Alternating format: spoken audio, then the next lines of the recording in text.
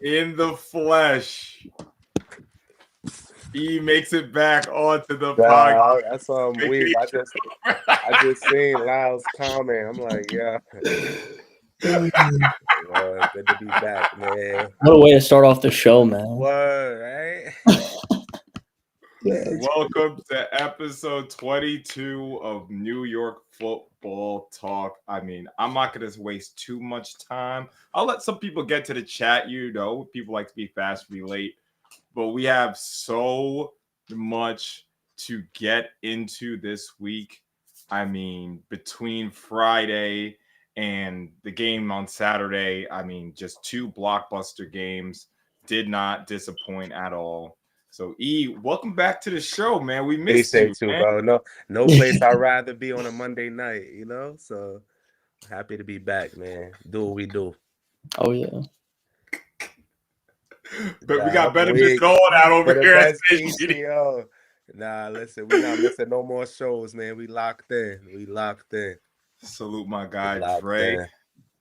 Sharks still undefeated. Big monster. No pun intended because of Halloween. Monster matchup this weekend. It really is. So they got Stuyvesant. Uh-oh. Big matchup. Jared, what's going on, man? Man, I mean, matchup we've honestly two matchups we've all been waiting for finally transpired. Yeah, it was a lot of fun, man, and glad E's back. We got a lot to talk about though. It's some good stuff, and then even later in the show, that's where it's gonna get really good. So I'm pumped, man. I'm pumped. So I'm putting a poll in the chat right now. You guys probably hear me typing, and it's gonna be very simple. Who is going to win the PSAL 4A championship? Oh wow, you saw it all spicy, huh? Yeah, I want to see the temperature of the city. You know what I'm saying? I want to see the temperature of the city. There will be 4 options. All right, I just put it into the chat. Getting right to it. I see Ken Do Brown in the chat. What's up, my guy? I owe you a t-shirt, my boy. Just wait on that. But I put it into the chat. You have 4 options: Tottenville, Erasmus Hall, Curtis, or the field. The field means obviously everybody else. I knew you were gonna say like other or like the field or something. That's good. And deservingly so. This is a crazy year, so who knows what could happen. And I only have 4 slots, so then no disrespect to Lincoln or the Eagle, the South Shore, JFK, anyone. I only have 4 slots, so I can't wait until we try to predict the playoffs. Oh yeah, I'm so excited. I have a feel like I have been thinking about that episode for like the past month. Is that crazy? Yeah, I'm pumped. Like, I think I already got my. Yeah, I'm excited. I'm just gonna wait. Oh man, listen, we have a lot to get into. People are filing in. Make sure you guys. I'm gonna leave that up probably for the entire show, unless another poll comes up, because I really ask people file in. I'm curious to see what people think. So. Yes. So as of right now, there is only one more game that is eligible for the $1,000 scholarship, and that is South Shore. They get their turn this weekend. I mean, just such a big matchup to talk about. We're going to talk about that later in the show between Eagle Academy and South Shore. So South Shore, you have your chance to win the $1,000 scholarship. Really, really excited for this. I'm planning on buying one of those big fake checks and give it to the people, Fire.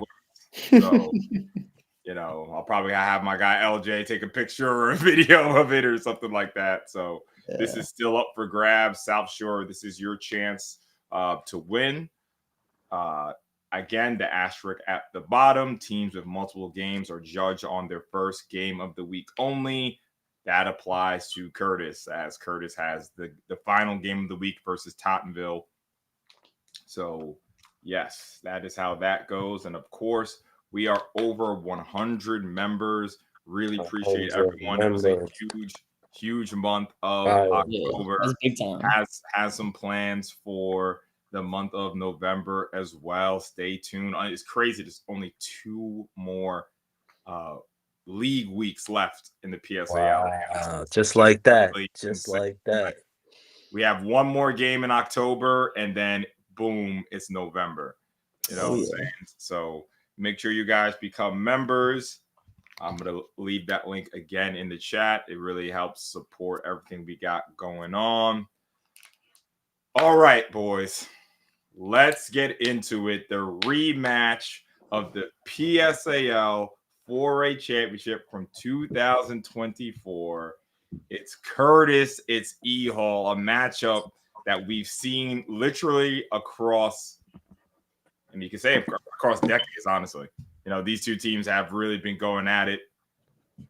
And then this time, it was all about the Dutchman. Delhi, it was an incredible interception return on the 2-point conversion.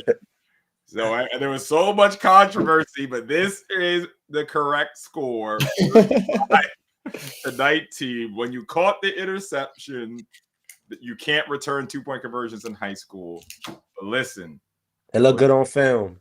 Put it on the huddle tape. Tell them that it was 4th and goal, game on the line. And you took it back to the crib.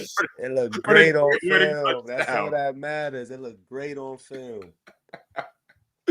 I mean, it was just such a monster matchup. Lived up to the hype.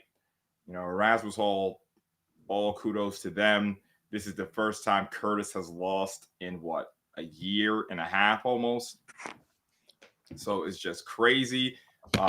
So honestly, E, you were at the game. You know, you're back. So it's your initial thoughts on this one, man. Yeah, honestly, I was like you just mentioned, I was very impressed with the Dutchman. I didn't expect this outcome. I thought this game would be more of a dogfight.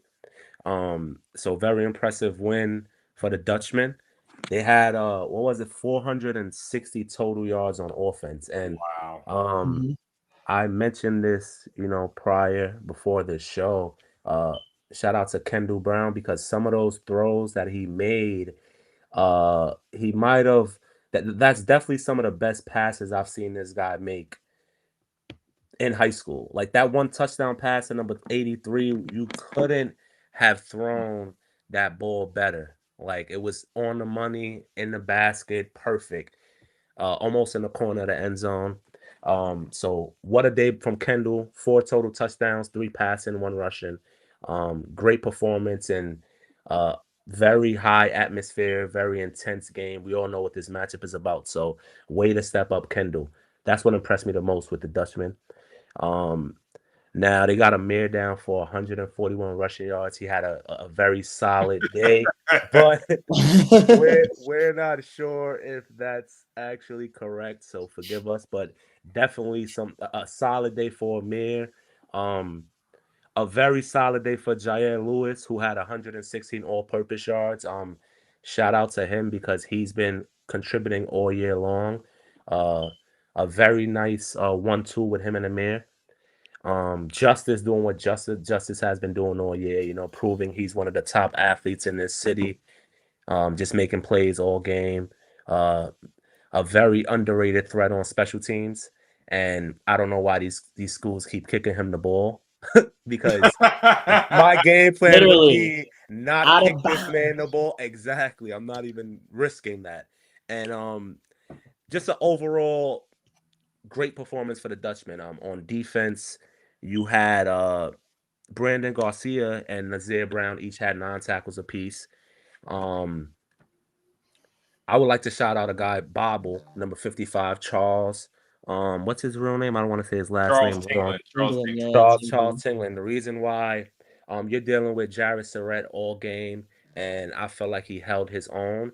I see this guy hustling on specials as well, making plays. A new corner who came in, number 14 as well, Anderson, who he's a transfer. Oh, I don't know his situation, but I know he played at Canarsie. He played at FJM for a year or two. I feel like he came in and now he's a very vital piece to this Dutchman secondary. So shout out to number 14, Anderson. But like I said, the thing that impressed me the most about this W was definitely Kendall. He performed very well. Yeah, so shout out to the Dutchman. Big statement win. Jared? Yeah, I mean, huge statement for EHall, especially after what happened last year. They had this circle, they were waiting. And also, I mean, I'd have to go way back. I don't know the last time Erasmus lost 2 regular season games in the PSAL. Oh yeah. It would have been a really long time, honestly. Yeah. But and they didn't let it happen, man. They came out firing. And the thing that I was interested in seeing, like this EHall offense, we've talked about it on other episodes, how good they've been. We talked about how dominant, how much points they're scoring and how effective they've been. But this was their biggest defensive test to date, like by far. You look at like what Curtis did before this game, shut out St. Peter's. A lot of teams that they played against in the PSAL held to single digits, just very, very dominant. And EHall scores over 30, they just really came to play, man. And I think they're just going to be so tough to stop because you have the 1-2 punch with Lewis and Morrow. And then Kendu Brown is just playing such good football right now. And E, you made a great point with some of those throws Kendu made, just so impressive. And the wide receiver core is coming together. I know there's some sophomores that making a name for themselves, like Nair Jackson, who's been good. And I know Lewis had 81 receiving yards as a running back athlete, whatever you want to call it. So EHall being able to put up 35 on a really talented Curtis team, something they definitely weren't able to do last year, especially in regulation. It was it really caught my eye, and they followed it up, played really tough defense. You mentioned Brandon Garcia with 9 tackles. I think he was such a massive addition for this Erasmus team. Yeah. Massive addition. And he's just come to play, making a bunch of tackles. He's really given a boost to this EHall team. And listen, I know Curtis, they tried to. Oh yeah, I mean the linebackers went completely crazy in this game. Yeah, Nasir. I mean, listen, Nasir was excellent. Deli was also great. So the linebackers played very, very well, man. What's number 34's name? Zaire Walden at Zebo. Yo, yes, that kid. Didn't he have like a pass deflection? Zebo had a pass deflection and a forced fumble. When I watched it back, he had the forced fumble up against the when Curtis were pinned up against the goal line, and somehow the ball gets ricocheted. Oh yeah. I know you're talking about. Yeah. When that wasn't when Akai Lewis scooped it, was it? Yeah, Akai scooped it. Yeah. Okay. When I watched it back, it was Debo on the forced fumble. Forced it. Okay. Yeah. He's all over making plays. Yeah, 34 too. Yeah. Zaire Walden is a guy like even against Tottenville, like Dre was saying his name a bunch. Like Zaire Walden's a good player, man. It's a lot of fun watching him, go at it. So just overall, EHall was impressive. But the point I was getting at before, like I know Curtis passed the ball a ton. In this game, I think Vinny had like 30 attempts. But running the ball for the Warriors, they didn't get much going, especially in the stats, and that's a big deal. They have guys like Gomez and Andrade who are good athletes, but yeah, EHall, those linebackers like we were just talking about, big game. Yep. So Latrell in this chat. I'm just saying Latrell, whatever. Is there a way you guys to show highlights in the future? Yes, when we hire more staff, like you guys become members. No. But yes, that is like one thing that I do want to improve on the show. As you can see, even from last year, now we have these graphics. I always make the graphics right before the game, and then I think it was a really, really great improvement because as I'm seeing, it's easier for people to follow along and to know when we're talking about their team. Lyle, it's a pile, right? We'll see if about resume. Do you have any what's it called? Can anyone vouch for you, Lyle? No, Lyle could cook up. Who's gonna be his reference? Who are your references? Deli, what's up, my guy? So yeah, we're always gonna try to improve the show, especially next year and stuff like that. Yeah, the first thing that we have to talk about, in my opinion, listen, I do want to shed light to the linebacking core again because they were just so tremendous. Nasir Brown, Zaire Walden, Deli, and Brandon Garcia. I mean, what's that? 18, 25. That's 30 tackles doing quick math between those guys. 30 tackles. Yeah. And they're just so relentless. They're so aggressive, but it's like controlled aggressiveness, Zaire Controlled savage. Controlled savage. Danny Lambert here? Is Danny here? You set yourself up for that, Dre. Yeah, Dre, you set that up, savagery. Danny's No. gonna love that if he watches. Oh my the show. God. No, but it really is because like the way Zaire is able, like Zaire literally slithers through. It's almost like Nasir is the wrecking ball, right? Nasir just punches hole. Zaire slithers through. And then Deli and Brandon, they get in where they fit in. And it's just a tremendous balance from this group. This is a group I've been looking at since August, especially with the addition of Brandon Garcia. When I watched his highlights from Hayes, I was like, this looks like a really good player. And they're just firing on all cylinders. I mean, they really force Curtis to be one-dimensional. Yeah. That's just the biggest part of this game. So huge shout out to them. Also a huge shout out to Davy Waters. I thought, and that's number 30. He had an excellent game as well. I wish I could have just had all of the linebackers in the interview, honestly, because like all of you guys really deserved it. Like as far as controlling of the line of scrimmage, this is something I said in the previews that these linebackers had to be excellent. They had to control the line of scrimmage, and I really think they did. Yeah. Again, here to give more flowers to Kendu Brown. Yeah. I mean, the performance was just excellent to me. All about the decision making, staying calm in the pocket. One play in particular that stands out to me the most, and it's a play that maybe won't be on every highlight or anything like that, but essentially Curtis are blitzing two players off the edge right into Kendu's face. And you have to watch the footwork and the mechanics. He gets the snap. He sees them coming. He sets his feet. He doesn't lean back. He knows he's going to take the hit, but he keeps all of his mechanics the same, delivers the hot route to Jay Solomon, which ended up being a 30-yard, I think a 25-yard completion. And then literally on the next play, he did the same exact thing, but on the other side. It was literally the same thing. He stood in there. I know I'm going to take a hit, and he delivered the ball. So, Kendu, again, I said it in the interviews. I'm going to sound like a broken record, but, the development of Kendu Brown has just been so incredible to watch. And, what I said last week was Dew has to get the ball to the playmakers. And listen,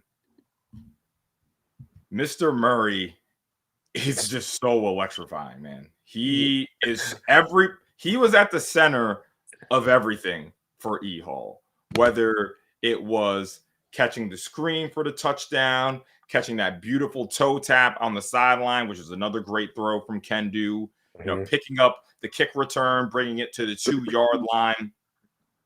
And I said it again, like, it looks like he's playing at 2x speed. Like that's what it looks like. He's playing at a different speed than everyone. So it's just so tremendous. I know he has a couple of Division I interest, and he deserves it. And something that I didn't talk about enough in the interview, and so I'll use the time to talk about it now, is I want every youth player, every player everyone across New York City should watch and appreciate the story between Justice Murray and Kendu Brown, right? But just to focus solely on Justice, right? It really takes a selfless person to allow yourselves to be coached, to believe in your coaches and the plan they have for you. And that is so underrated. He was an incredible quarterback, right? We had him as our second team all city quarterback, right? He had to trust in his coaches to say, hey, we have a plan that I think is going to not only be better for you and your development, but we think it's going to be better for the team. So he had to be selfless and trust the coaches, change the position, and look at it. The offense, it's night and day from last year. Yeah, This was the right call. absolutely. Sometimes us talking. I guess we're talking heads right now. People who talk about sports and criticize people, they always come down on the wrong decisions, right? But they never really shed light where you say, yo, this was the right thing to do. And look at what they have now. Delhi is competing to be the best quarterback in the PSAL. Justice is the best athlete in the PSAL. So now you have this incredible balance in your team that was created from one man being selfless. Yeah. And we have to highlight that, and everyone should take note of it. So I just want to give a huge flowers to Justice Murray for not even on the field, just, for who he is as a person. So huge shout out to him. And just like he's saying here, the offense, it turned it to this offense now is the same thing I we've been praising Tottenville for, is the balance. And now you have, it changes the game from checkers to chess. And it's incredible to watch, man. The Curtis side, I guess, how about Jared? I'll give you the first swing at the Curtis side of this game. Man, well, first off, Curtis, regular season game, and what's here, they get Tottenville later, so I'm interested what a 3-way tie would be if they're able to beat Tottenville. But anyways, with this game, I'm just interested. I kind of want to see how that You just want to see the world burn. That's what you want. Who has to play the 2-3? Make things a little interesting, man. Make things a little interesting. Yeah, but whatever. They got to get through this week and then see if they can win. They are at home that game. Anyways, we'll get into this game. Man. Yeah, I mean, listen, I'm a little bit surprised, man. I'll say it. Their offense wasn't clicking the way that I thought it was going to, with how many incompletions there were from Vinny, who's a really, really talented quarterback. Yeah, so that honestly was more of a surprise, where incompletions happen. Obviously, that hurts drives. And, when some of that stacks up, I think PSAL said it was 19 or 20 incompletions. It's tough. It's a little bit tougher when you're playing against a team like EHall if you're not executing the way he usually does. Because look at the last time he played EHall. He was incredible. He's such a great quarterback. So that was the first thing that stuck out to me. I didn't want to get into the negatives, but that was a big factor. And also 28 first half points from EHall was very surprising. Yeah. I did not think they were scoring 28 in the first half. So yeah, that those few things where I was like, whoa, they're not doing what they're doing offensively. And then also EHall was kind of having their way a little bit. There was a couple times where wide out, there's a couple receivers that were wide open downfield. Yeah. It was pretty crazy. So I think some of those things where I'm like, all right, this isn't totally Curtis football that I'm watching right now. I know what Curtis ball is like. Yeah. So I don't think it was their best product. Luckily for them, it was just October. So, games obviously mean more once November comes around. So I think that was a little bit surprising, but hey, positively wise, you got that receiver. I know they have a bunch of Lewises. I know they have a bunch of Lewises on the team, but too many Lewises. Yeah, so many Lewises where I was like, all right. But yeah, Toriano Lewis, man, well over 100 receiving yards for sure. He was great. He's a really talented player. It was good seeing Will Andrade coming out there in a big game. He was on defense. I like what he was doing on offense a little bit as well. I think he's going to be a factor when the playoffs come around, for sure, for Curtis to kind of like give that offensive boost. I think he has that type of speed where, Curtis is going to get him in, good position to make some plays. So I like Andrade. And yeah, I also just know Curtis is going to be back in the sense of like, they're going to be back and it's going to be very interesting to watch. So I'm going to kind of set you up here, right? Because I think it was after the Lincoln game, right? Yeah. I posed the question, right? I said, are we concerned at all about Curtis's offense, right? Again, I'm going to say it like I always do, right? Teams like Curtis are judged off of what they do against Abraham Lincoln, EHall, and Tottenville, right? So I asked the question, I'm like, are we concerned at all from, them not really being able to score against Lincoln? I think we gave more credit to Lincoln, right? Yeah. We said, Lincoln's front seven is tremendous and their secondary played well that day. So we're kind of give the offense a mulligan. This 19, let's be honest, this 19 is really 13, right? If you watch the game. Are you concerned about the Curtis offense, E? I'm not. I wouldn't say I'm necessarily concerned with the Curtis offense. I still feel like what Jared mentioned, good thing we're only in October. So I feel like they're gonna the offense, when I look at the offense, when I look at the weapons that they have on paper, I feel like they have more than enough weapons to, I would say, tighten things up and get things going and flowing the right way. So this performance against EHall, I'm more concerned with the secondary and the defensive side of the ball for Curtis because, like Jared mentioned, that those 28 points in the first half, I said that to myself. I almost thought this game was headed towards a BTA. I'm not gonna lie. So that's what kind of surprised me and rubbed me the wrong way was the secondary, which Jared said it was a few broken coverages, and you can tell that the secondary wasn't on the right page in certain situations. So, offensively, I still feel like they have the weapons, Quadir Gomez, Kai Lewis, Jaden Melendez. Some of these guys who had quiet days against EHall, I feel like when the time comes, they're going to step up and make plays, But defensively now, they have to tighten things up with the secondary and figure that out because some of these EHall receivers were running by themselves. They would have caught that pass and ran till tomorrow. So they have to figure things out on the defensive side of the ball in terms of what's going on with these broken coverages. Okay.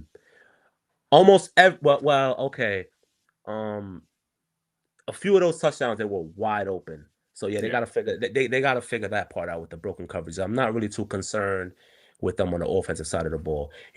They'll find a way to establish the running game with Gomez, and that'll help with Vinny in terms of Vinny getting comfortable throwing the ball. But I'm not really too concerned with Curtis on offense. I feel like they're gonna tighten things up and get back on the right track. That's funny. I see it completely differently from you, right? Because I'm concerned about them on offense for a different reason, right? So defensively, I feel like these kind of days happened, right? With the secondary, we actually kind of saw a similar thing with EHall against Tottenville. There were a couple of really, poor plays execution-wise from the secondary. We see in this game, they really cleaned that up. So I think that, schematically, they can kind of fix that. You have players running wide open. You can kind of get that together. We know the athletes that they have in that secondary. Offensively, I am a bit concerned. And has nothing to do with the quarterback, has nothing to do with the receivers, because I think they are tremendous. And I think that, Toriano Lewis, he's really become a star in this league, honestly. Yeah, he's been making plays all year. Yeah. All year long. And that's not really my concern. My concern is the lack. And also the offensive line did a good job at protecting Vinny. I thought Vinny did a good job, avoiding the rush and all that. But my concern is the run game. Because again, why do I say that? Because I'm a broken record. but I'm consistent. I value balance, and there was no balance in this football game. I mean, if you That was the issue. Yeah, I mean, if you're asking Vinny to drop back 30 times, that's tough, right? And when I think about this matchup again, this matchup can happen again, of course, in a semifinal, maybe even a championship, depending on how these teams are seeded. Like the EHall linebackers aren't going anywhere. You know what I'm saying? Like they're not going anywhere. I think your secondary, I can see their secondary improving, tightening things up. But the one solid thing is that these EHall linebackers are going to hit you. Yeah. That's not going to change. So that's the concern I have in this. They have. I mean, if we're looking at the rushing attempts, I mean, Will Andrade rushed it twice. Quadair only had 3 rushes. Why? Jaden had 1 rush, and Akai had 3, which I don't really remember the 3. I think it was 2. I only remember 2 jet sweeps. First of all, Quadair was incredible on defense. I was like, wait, when did this happen? I guess I did see him play defense in the New York game, actually, when I think about it. But yeah, Quadair was incredible. They only have him at 6 tackles. I think Quadair had more than 6 tackles, to be honest. He looked good on defense. Yeah, he looked great on defense. But yeah, that is my main concern. They need to have some balance. And when I think about the Tottenville matchup, I'm not trying to look too far ahead, but when I think about the Tottenville matchup, right, we'll talk about them against Eagle. Their front 7 is, especially with number 11 Eli Jones back, they could have it could be a similar kind of ball game. Where are you going to ask Vinny to drop back and throw the ball 30 times? Like, that's the Iceman. You know what I'm saying? Like, he can do it, but you have a day where he wasn't his best on Saturday, right? Like, there's no getting around that, right? There were some throws that he wished that he could have back that could have extended drives, right? But again, when you have nothing to fall back on, this is how a game like this gets a bit lopsided. Mm-hmm. Oh, also when you give EHall a gift, pretty much spot them 7-0 because of special teams errors. You know what I'm saying? But my thing is with that, I don't understand why. I remember asking that during the game, like, why isn't Quadir? Why isn't Gomez getting more carries? And somebody mentioned he's playing both sides of the ball. So I don't know if, since now he's playing more defense, they're lightening his load on offense. I'm not sure how good of an idea that is. Yeah, what do you think about that? It's interesting because, I looked at it too. I was like, wow, 3 carries. Obviously, we've been watching this stuff for the last 2 years. We're used to Quadair getting a lot more than that. The way he runs the football, man, he's a really tough runner. Downhill, hard-nosed player. So I understand the sense that they think they need him on defense. So they let in the load. I get it. My whole thing is, dude, once November happens, man, especially you don't know what the weather is gonna bring in November. You don't, you know what I mean? Like, you have to be able to run the football in the playoffs. Yeah. So listen, and I think when it really matters, say they do see EHall again, Quadair Gomez is getting more than 3 carries. It's guaranteed.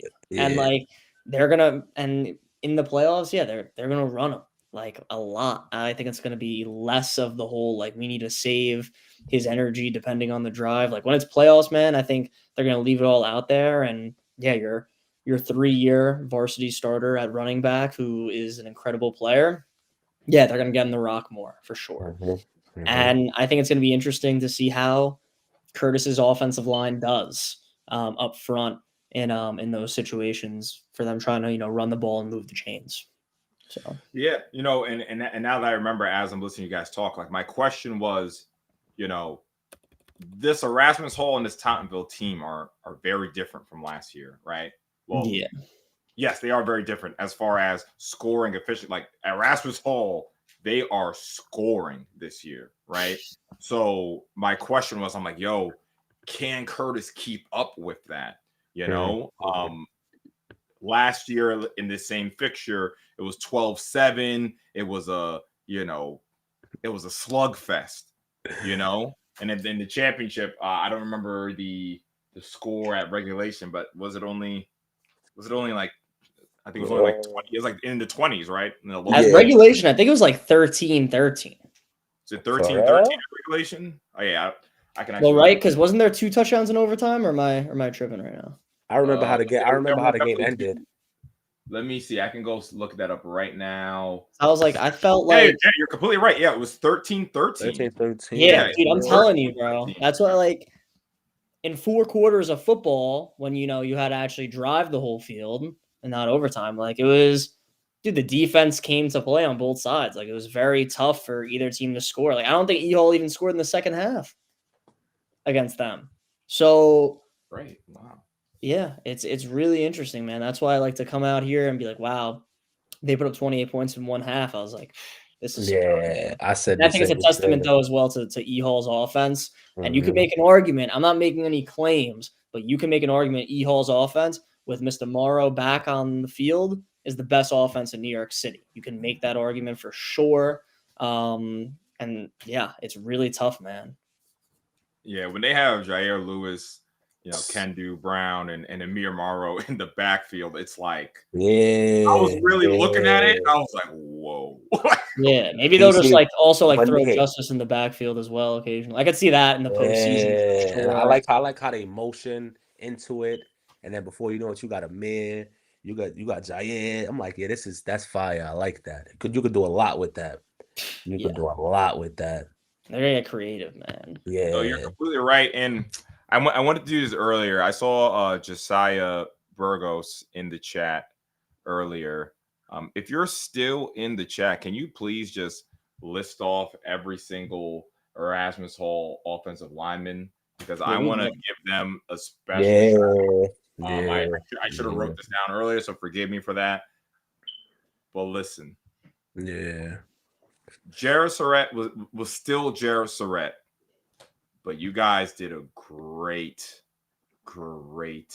job. I mean, they were up for the challenge. Yeah, absolutely up for the challenge. Those guys are great, so they still did their thing. Jaleel Parnell still blew up some plays. Jarrett still was able to, affect the game, but it was night and day from the last time we saw these two teams play.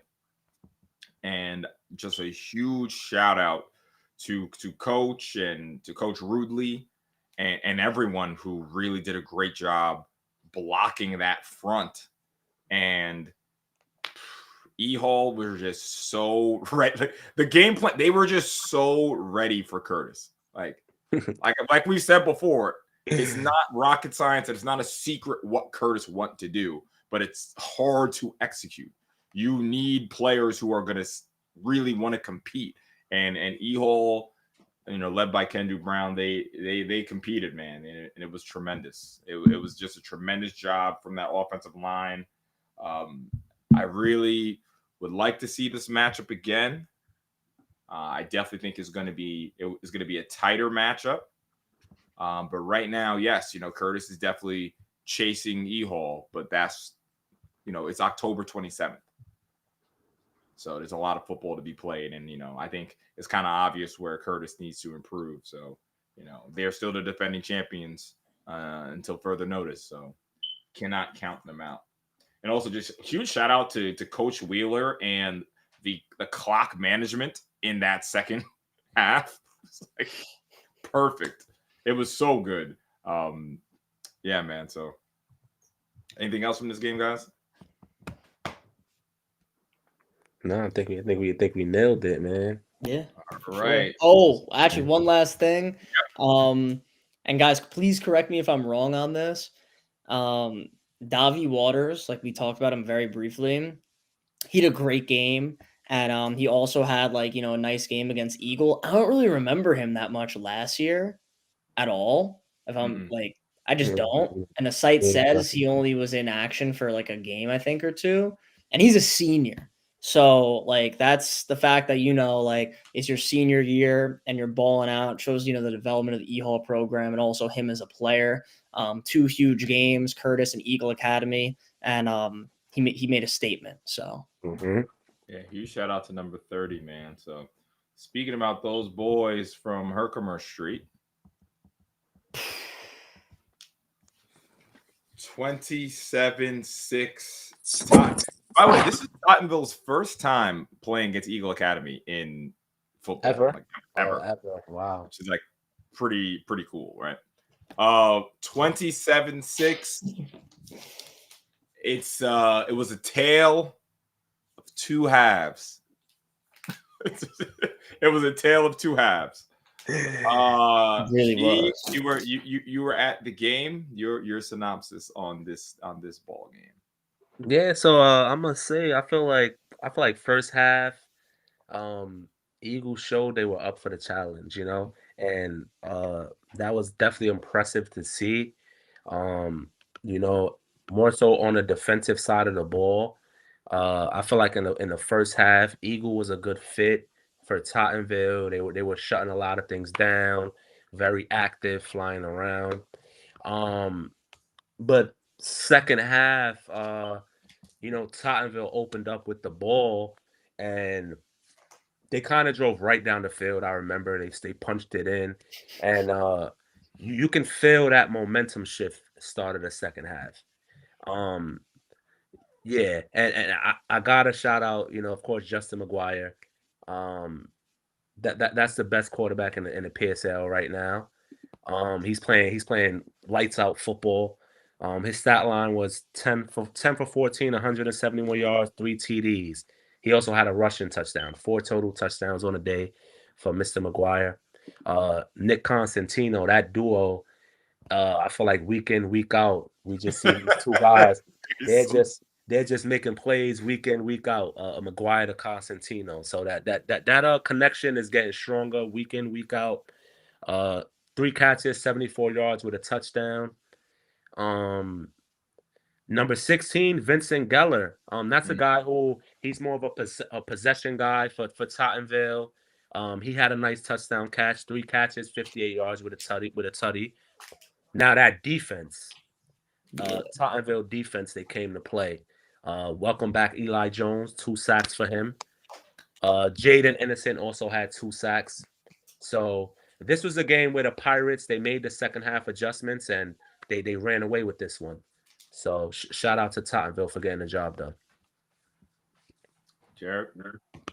Yeah, to build off what you said about the Tottenville defense, you look at it, listen, Eagle was average, I think, because I wrote about it on Newsday. Eagle scored 50 points over 4 times this year. They're averaging, I think it was like over 48 points per game against PSAL teams.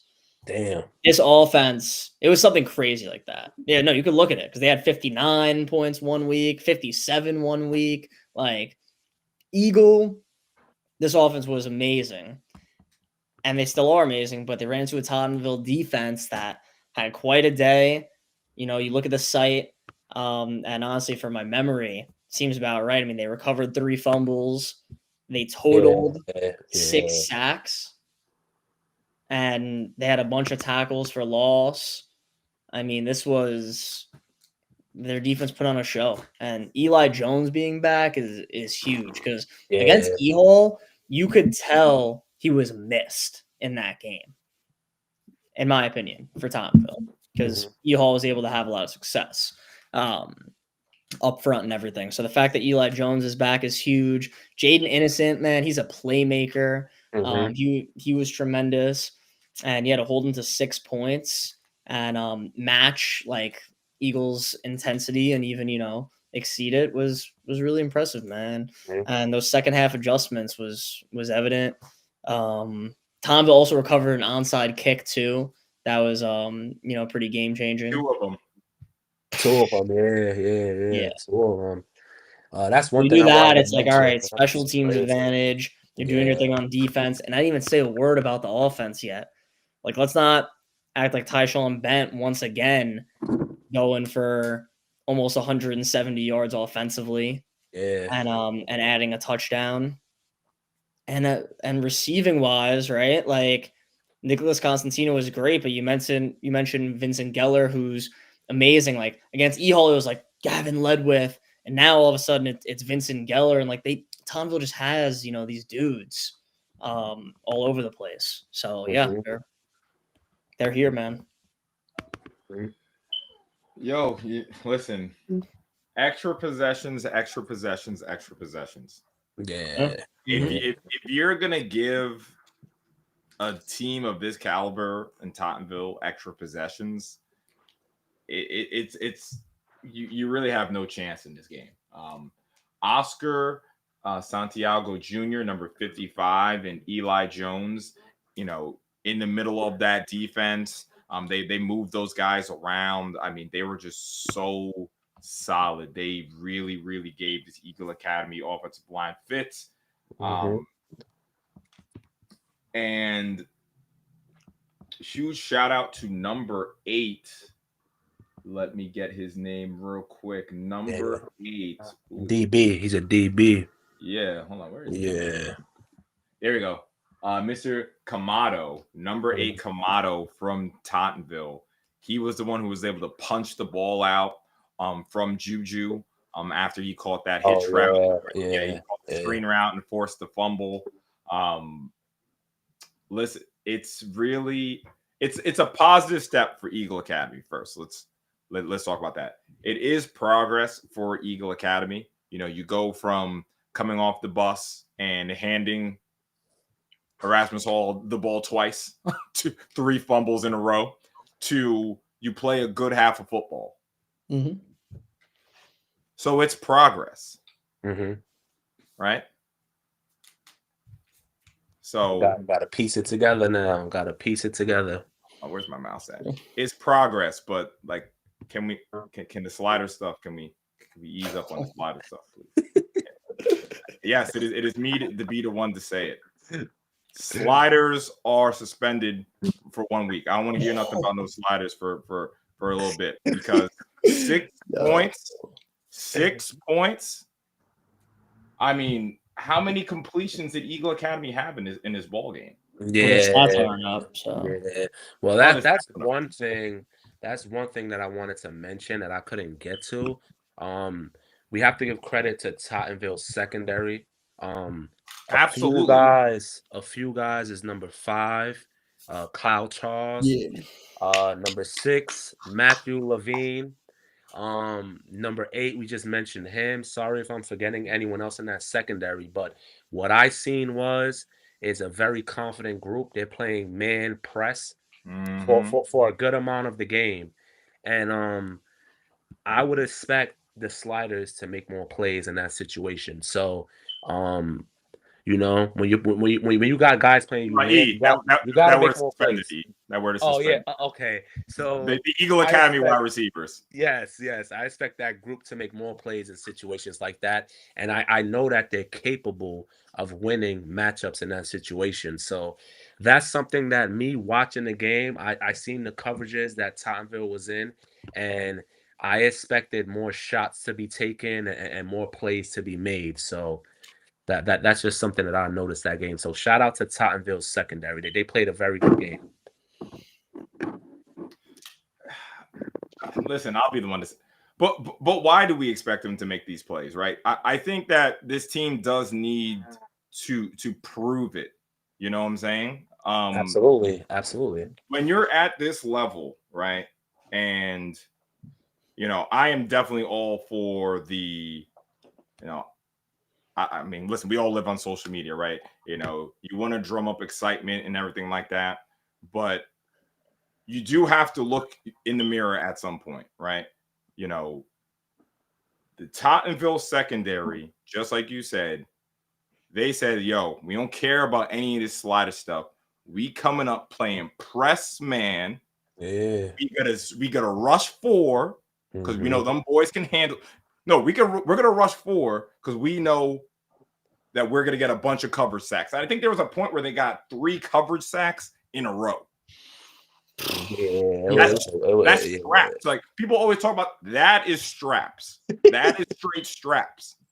So Kyle Charles, all those boys, they deserve so many flowers. And the sooner, as you're an up and coming team, the sooner you're able to look in the mirror and say, we need to improve, that is where you're going to see some real improvement. Because there was improvement in this game. The defense, huge shout out to Chase Hyacinth. Chase Hyacinth and, you know, that whole defense, because, you know, Matthew Taylor, Sincere Hester, they really did a great job. Oh, and also Daryl Gatewood. I thought Daryl Gatewood had a great job. You know, the defense was up for the task, because if you see 27 points for Tottenville, if I'm not mistaken, this is their lowest point total. Yes, on the this season, is Tottenville's lowest point total in the season, and you guys gave them the ball back 3 times. Great point. So, yes, you know, some people said that there were mistakes in the secondary. That stuff, again, you're gonna iron that out. You know, you're going one-on-one against Nick Constantino. Yes, he's gonna cook a lot of people in this league. He's gonna cook a lot of people in this league. It's as simple as that. Justin McGuire is on one. That was a great ball. And that's exactly the point I was just about to make. He's going to make something happen, and the margin of error on the run for that throw into the back of the end zone was literally like half a yard. He had half a yard of a window to play with, and it was on a dime. So, you know, it is progress for Eagle. But again, if you want to be who we all think you are, right? It needs to be better in days like this. Yeah. We're going to talk about the South Shore game. We'll see how that game goes.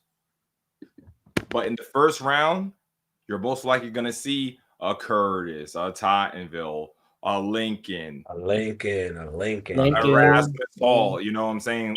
Yeah. That is, and, you know, you guys want to do something that South Shore did last year, right? They were able to win a game on the road, and we cannot. You guys, I maybe from these 2 games against EHall and Tottenville, you guys will probably see how tremendous it was for South Shore to go and win that game against Lincoln last year, because of the level of those 4 teams. So there's a lot of work to do for this Eagle Academy offense. You know, 6 points is not good. It's not good enough. But huge shout out to Zaza. I thought Zaza was pretty much the only shining light of that offense. He balled out. Yeah, guys. Anything else? I just also want to shout out the Tottenville special teams coordinator. Oh my God! Just, you know, they've been giving teams problems all year round. Their kickoff, it's been giving teams problems, and that's been benefiting them. You know, special teams, as we all know, is a very crucial part. And even when they score, that conversion thing they do where they scramble out, and it's just like, I say to myself every time, I said, yo, if I were playing, this will piss me off. Like, what am I supposed to do here? Like, what am I really supposed to do? Like, you guys are here at one point, then 3 seconds later, it's like people scramble out. It's like, I don't know what that's about. I'm just sending my defense out. We're sending a defense out when they score, because we're not going to get fooled by this stuff. So they have a very consistent, I should say, special teams system, and their special teams coordinator is doing a great job with Tottenville, because that benefits them a lot with what they do on special teams. So I think we have to mention that. Yeah, I mean, they've recovered. They've recovered what, 3 onside kicks in 2 games now? I feel like every game, every time I see Tottenville play, they recover an onside kick. And I'm really not exaggerating. It happens once a game when I see Tottenville play. And that's very big right there. That's very big. Like you said, you're giving an offense that's that powerful and can make that many plays, more possessions, and it's like that's not going to end well for opposing teams. So shout out to their special teams. Yeah, man. like I said, just one last, I just want to say Chase Hyacinth and Sincere Hester, just definitely want to give them their flowers. It came down on Eagle today, but those two guys really, really showed out because, especially when you're going against a Tottenville team that is, honestly, they were dominating the front side of the play. The backside, they came from the backside of the play to make tackles so many times. If it wasn't for them, being at the level they are at, this game would have gotten out of hand very quickly. Because the front side, honestly, the front side of the play, they were Tottenville was just dominating the front side of the play. But that's what they do. You know what I'm saying? They do that against EHall, and they did that against EHall as well. So huge shout out to Chase Hyacinth, Sincere Hester, and Chase Hyacinth. It was really one last thing. Give Zaza the ball. Give Zaza the ball more on offense. Good things, better things would happen. That's what I get from it too. Especially this week. Yeah, he starts to get in the groove. He busts a long run. He does what he does, and then I feel like throughout the game, I stopped seeing Zaire get the ball, and you got to find a way to get your guys who can make plays the ball, so good things can happen. So I think they need to get back on track with that. Yeah. Tone, I disagree. I think Carrot's in the right play. I think Josiah Brown played really well. On defense. Look, that's something I forgot to mention too. Why is Josiah Brown getting one target? Why is he getting one target all game? That's not gonna cut it. Yeah, I thought Josiah Brown, especially in the EHall game, he kind of showed that he was up for that game. So yeah, I would like to see Josiah get the ball as well. But we have a lot more to say about Eagle Academy later when we break down their matchup against South Shore. So make sure you guys stay tuned for that. I don't know what you guys are putting chickens in the chat. I don't know. I don't know if that's a meme or not. All right. So these next two games, I'm gonna do these two games before we get into the playoff picture. Yes. Because these next two games are so crucial for the playoffs. And this one, oh man. Man, this was a good Richmond 24-23 last minute drama in such an important game to decide who is going to get in that 8th seed. Jared, I'll let you take this one first, man. Guys, we knew this already, but Kasim Cromwell is that guy. He is. He really is, dude. Such a special game he had. It's listen, Brooklyn Tech, they went up 15-0 early. Wow.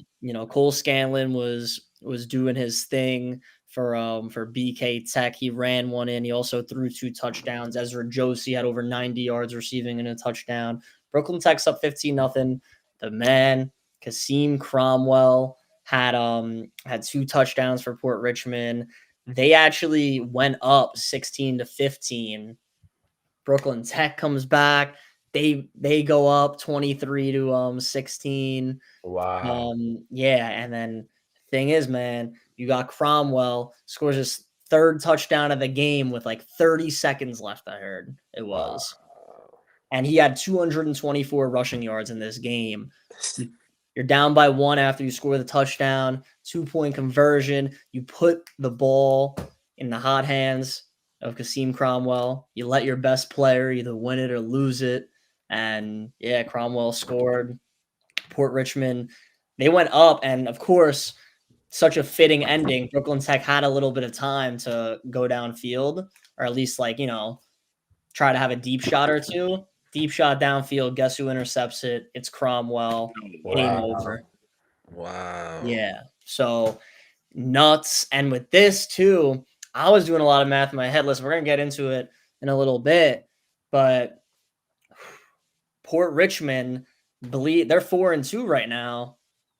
After this win, they just got that 4th victory, which is huge for them. We'll talk about what that means for their playoffs later.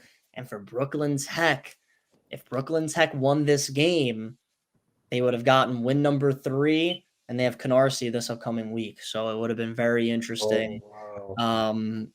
How it all played out, but it's fitting that this was a last second kind of drama in Brooklyn. Port Richmond on the road gets the win. And listen, for Brooklyn Tech, they played a great game, but hey, BK Tech, man, you were on the other side of it last week with your comeback dramatic win against Newdorp. So, That's such a good point. Yeah, like you guys won by 1 point that week. Incredible win. But hey, that's sports, right? The thrill of victory, the agony of defeat. I mean, it's crazy. And that whole 7 through like 11 or 12 of the PSAL 4A this year is so interesting, man. It could really go either way for a lot of these games. E, your thoughts? Totally disagree, like Jared mentioned, Cromwell putting his team on his back like he's been doing for what? As long as we can, 3 years. I mean, as long as we can remember now, 200 plus yards, 3 tuds. I would like to know what Zimmerman did this game. You know, I know his stats weren't correct on PSAL. I think on PSAL it said he had like 8 TDs. What? I know he had 8 touchdowns. He had some big 2-point conversions. Okay, they made a mistake. They had to with his stats. Yeah. But, I know he impacted the game in some way. You know, Brooklyn Tech, Cole Scanlon, been playing good football all year round. Ezra been balling out. Just a tough loss for Brooklyn Tech, you know, because every game matters in terms of the playoff picture for both of these teams. So shout out to Port Richmond, 4-2, man. They're in really good position right now. So yeah, shout out to Adolphus Zimmerman, now leading the PSAL in rushing touchdowns. Yeah. I had to go with it. Yeah, I seen that early. I'm like, oh yeah, someone made a mistake there. I love, bro, and it affects the leaderboards. Like before, I was looking at interceptions. Apparently, someone on Erasmus Hall had 10 interceptions in one game. Listen, Coach Morgan, listen, I know you can coach, my boy, but oh man, that's why more important, that's why you have to watch the football games. Listen, man, it's just a heartbreaker for Coach Pugh and those guys. We will go over the playoff picture. It's by no means is it over for them. But this would have just had them in such a solid position, you know. I mean, what else can we say about Kasim Cromwell? Like, these are the kind of games, like, you ask that, you know, people who say, oh, was he supposed to win the Pugazzi Award as the best player in Staten Island? I don't know many people who can do this, man. Like, it's seriously, crazy. It is literally putting the team on your back. Like that, this is the definition of doing that. I mean, quarterback, running back, defense, you know, it is just incredible. And I'm so happy that he's going to get to end his career in the playoffs. See if they can, you know, really make some noise in the playoffs, make a huge upset. But, you know, this Port Richmond team deserves it, man. You know, last year I kept saying, I'm like, yo, I know they don't have a win, but this team is not that bad. They just have a really tough schedule. And, you know, they were freed from those shackles and, you know, they're in the playoffs and it's just a tremendous job for them. You know, 220 touchdowns. I mean, that's just so tough. Cole Scanlon, you know, left it all out there. You know, Caleb Fisher, you know, he might sneak on some lists, man. He's had a really good season, Caleb Fisher. He had a one-handed snag. Yeah. Oh, in this game? Yeah, he had a one-handed catch in this game, I believe. He had a nice catch over the middle. I got to see some of it. It was it was a great game between, you know, two good teams. That's number 2, right? Yes, Caleb. Yeah, he's been playing good ball all year for Brooklyn Tech. Yeah, Caleb Fisher. Yeah, and of course, Ezra Josie, Yeah. tremendous players. We are going to get into it after we get into this next game, but there's still a chance this one would have had you in a really, really good position.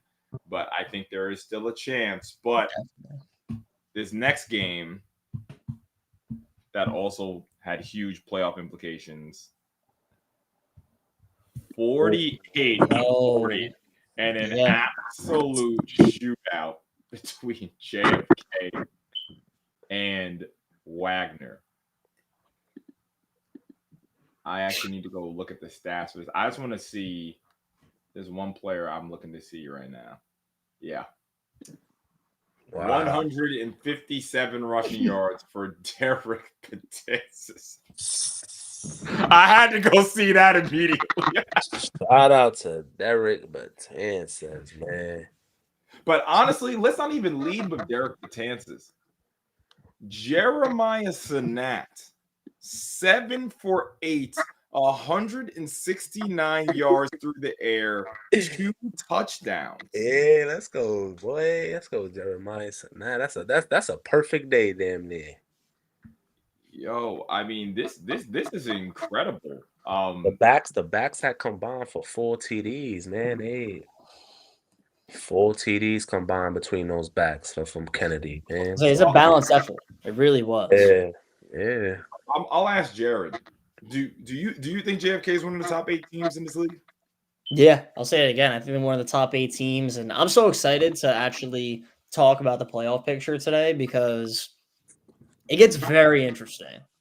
Like with how Kennedy's possibilities of getting in, like they actually have a chance, and we'll talk about it a little bit more. But that Kasim Cromwell 2-point conversion meant a lot to JFK. Yeah, I think so, especially offensively. I really like them because Derek's great. The guy I'm super high on is Amadou Samake out of he is so good. And I just think Kennedy, they have a bunch of weapons. They're good up front. Yeah, like I think they're a top 8 team. Like Hamidou Fasaru, yeah, he had a great game too. He had 2 touchdowns. So it's super interesting. But the one thing I will say with JFK, I mean, dude, they let up a lot of points though. Like a lot. Like, dude, these games like 57-42, 48-40.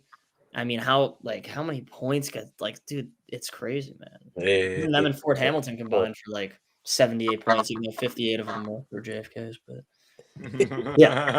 It was still, you know what I mean? Like it's pretty interesting. I like Kennedy a lot. And their journey to the playoffs right now, it's an interesting one. I'm excited to talk about it in a little bit. Jared, if you could buy me and Michael Jordan, we got 6 championships between the two. Yeah. Like me and Tom Brady, man. Combine our numbers. No, I just want to give a huge shout out to Wagner though, because I think they're ultra competitive this year. Sandro Patella, you might find yourself on some list. Number 6 from Wagner, 7 catches, 134 yards and a touchdown. His film is great. If you guys aren't familiar with Sandro Patella, definitely go look at his film, man. He's a really, really great player.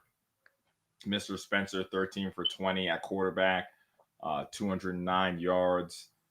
Was throwing the ball all over the field.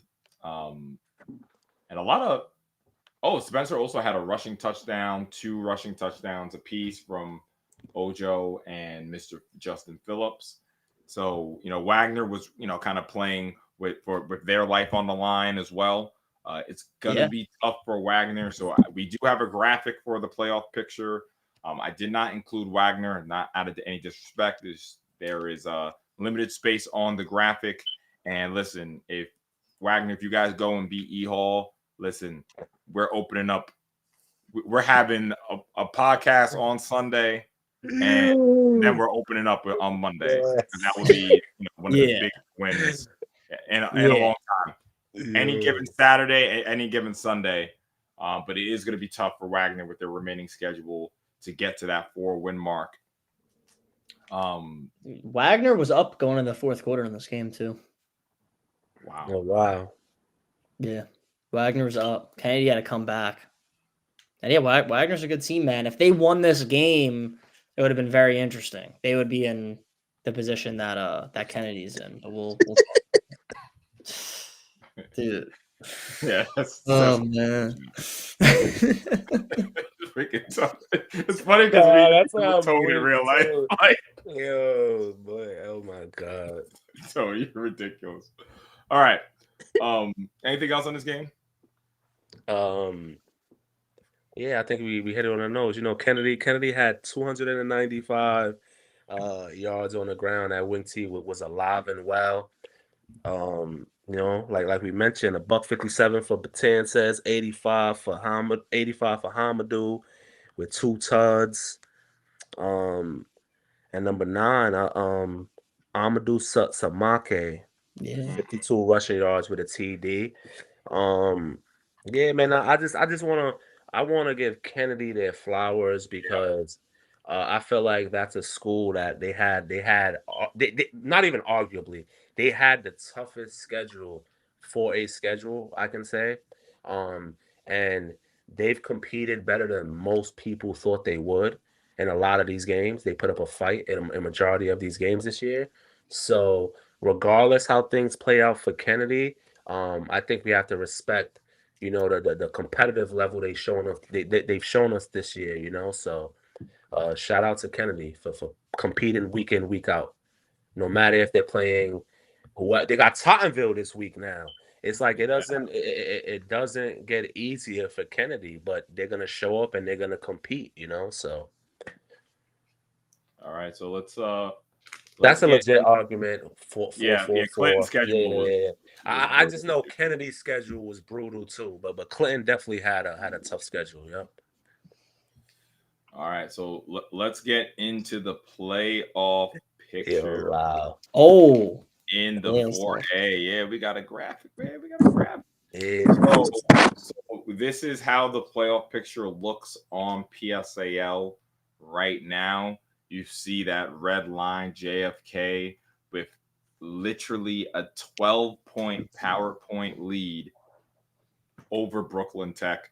So you see, Makai, got you. Man, that last game of the season, JFK versus South Shore is gonna be important for JFK. Yeah. So let's go to you first, E. Like your thoughts when you look at this initially. Okay, so my initial thoughts, I'm gonna be the first to say, the top 3 surprised me a little bit. You know, in my head, this would have been a little different, but it's the same 3 schools who I feel I would have mentioned. You know, Tottenville, EHall, and Curtis. Wouldn't expect Curtis to be number 3, but you know, once the postseason starts, it doesn't really matter. 4 through 6 is.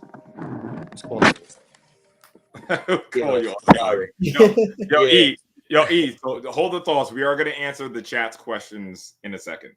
So just keep going on your thoughts. Yeah, we'll get. 4 through 6 is fair. Yeah, but the last couple weeks of the season is going to be very, very important. We have 5 through 7 at 4 with the same record at 4-2. So the last few weeks of the regular season are going to be very, very important. Very important. Lincoln, Eagle, Brooklyn, and Port all sitting at 4-2. So things are going to get real interesting. Tone, that's only true in a 16-person bracket. It's an 8-person bracket.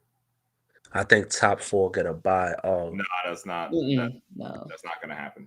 Not anymore, at least. Maybe that happened back in the day, though. Yeah, but this 5 through 7 is very interesting, man. With these 3 teams sitting at 4-2, so I can't wait to see how this plays out. Jared, your initial thoughts? I mean, my eyes, go straight to that 8-9, and like really battling for that last spot, right? We talk about how massive 4 wins is, Yeah. and Port Richmond got it, and they're in a great spot right now, for playoff position. But then you look at 8 and 9, look at Kennedy and Brooklyn Tech. It's interesting, man. It's really interesting. Oh, interesting. Like, also, I kind of want to see how much like this whole reseeding thing like comes into play, but I still think you got to make the top 8 first. So Brooklyn Tech, they play Canarsie this week. I was I'm gonna just go on a about to limb look and at say their they're gonna schedule. win that game. Brooklyn Tech gets that, and Kennedy. Listen, Kennedy, I don't think they're beating Tottenville, right? So that Kennedy's going to be 2-5 in my opinion, and Brooklyn Tech's going to be 3-4.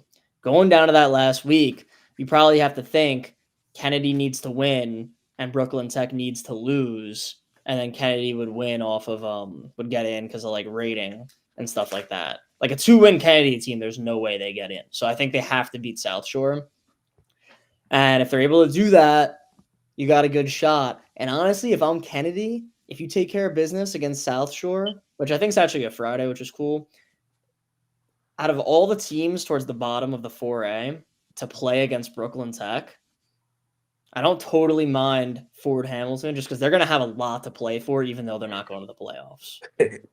Championship rematch. I mean, yeah. Fort Ham's going to play really hard that week against Brooklyn Tech to try to make sure they don't go to the playoffs. So I think it's interesting, man. Yeah, so just like my guy Dre said in the chat, the reseed will come too. I do have a different graphic just so we can look at how it would look like if it was sorted by rating. Things get very, very crazy in this scenario. Yeah, but a 2-win team can't make it, right? A lot of love for Kennedy, but this is how it is right now. That's a great point by Dre. Now, let me see what did Dre say in the chat. Can he be from FJM? So I hear you here, like, all right. And I don't get it. My only thing is, all right. So there is a rolling strength of schedule then, because then there must be a rolling strength of schedule. So because if we're only going by the rating, right, technically a win versus Canarsie and Fort Hamilton should count the same as a win over South Shore. Brooklyn Tech with 4 wins, JFK with 3 wins. I would think that if you collect power points in a win, I would assume that having 4 wins would mean you have more power points than a team with 3 wins. We can only wait and see. If JFK makes the playoffs, you guys see how things, if you look at it again, right, of course you have the power points on the right. This is how it is. But then when you have the reseeding, if it's based strictly on rating, we're looking at a Lincoln JFK matchup in the first round. Obviously, the Eagle South Shore game will decide, who flips in that. So it's either going to be Curtis playing against South Shore or Curtis playing against Eagle, and then we're having EHall playing against South Shore or playing against Eagle if it's sorted by rating. So I think everyone, it's hilarious, right? Because if I'm Eagle Brooklyn, I hate South Shore this week, but then week 8, I'm rooting for South Shore. I just realized that. Yo, literally just think about it. Like on the handshake, they try to kill each other all game. And on the handshake line, they're like, yo, boy, handle business this week. Come on now. So that is a definite thing then. Yeah, reseeding. I think reseeding is definitely happening. So wow, yeah. So see, tell me Eagle. Oh man, Eagles got to play one of the big three in the first round. That's crazy. tough. Wow. That's tough. Yeah, But that's if Kennedy gets in. That's a big if. I mean, Tottenville, South I Shore. was more so saying the whole reseeding thing because that makes the 3A really weird. But that's a whole other conversation for another time. But yeah, would also make the 4A weird with Kennedy. Listen, Tone, this is something that we'll talk about next week. That's a good matchup, question. I can't wrap my head around this matchup right now because I can see it going I can see it going 8 different ways this game. Like I'm not ready for that. Like we got to break down Eagle versus South Shore first. Yeah, so yeah, just like Dre saying this, like they need to win one of the last two. You're completely right. So that like I said, it's so hilarious. The Eagle go from hating South Shore one week to being their best friend the next week. Yeah, literally. So, but wouldn't it be? No, I don't think this would happen. Like, so look at this, right? So let's say we're playing hypothetical football, right? Because South Shore could easily beat Eagle Academy, and then we're not talking about this. But in this scenario that Eagle beat South Shore, right? That would put Eagle at 5-2, South Shore at 5-2. Now, if South Shore go and beat JFK, would they get more power points than Eagle and then hop over them again?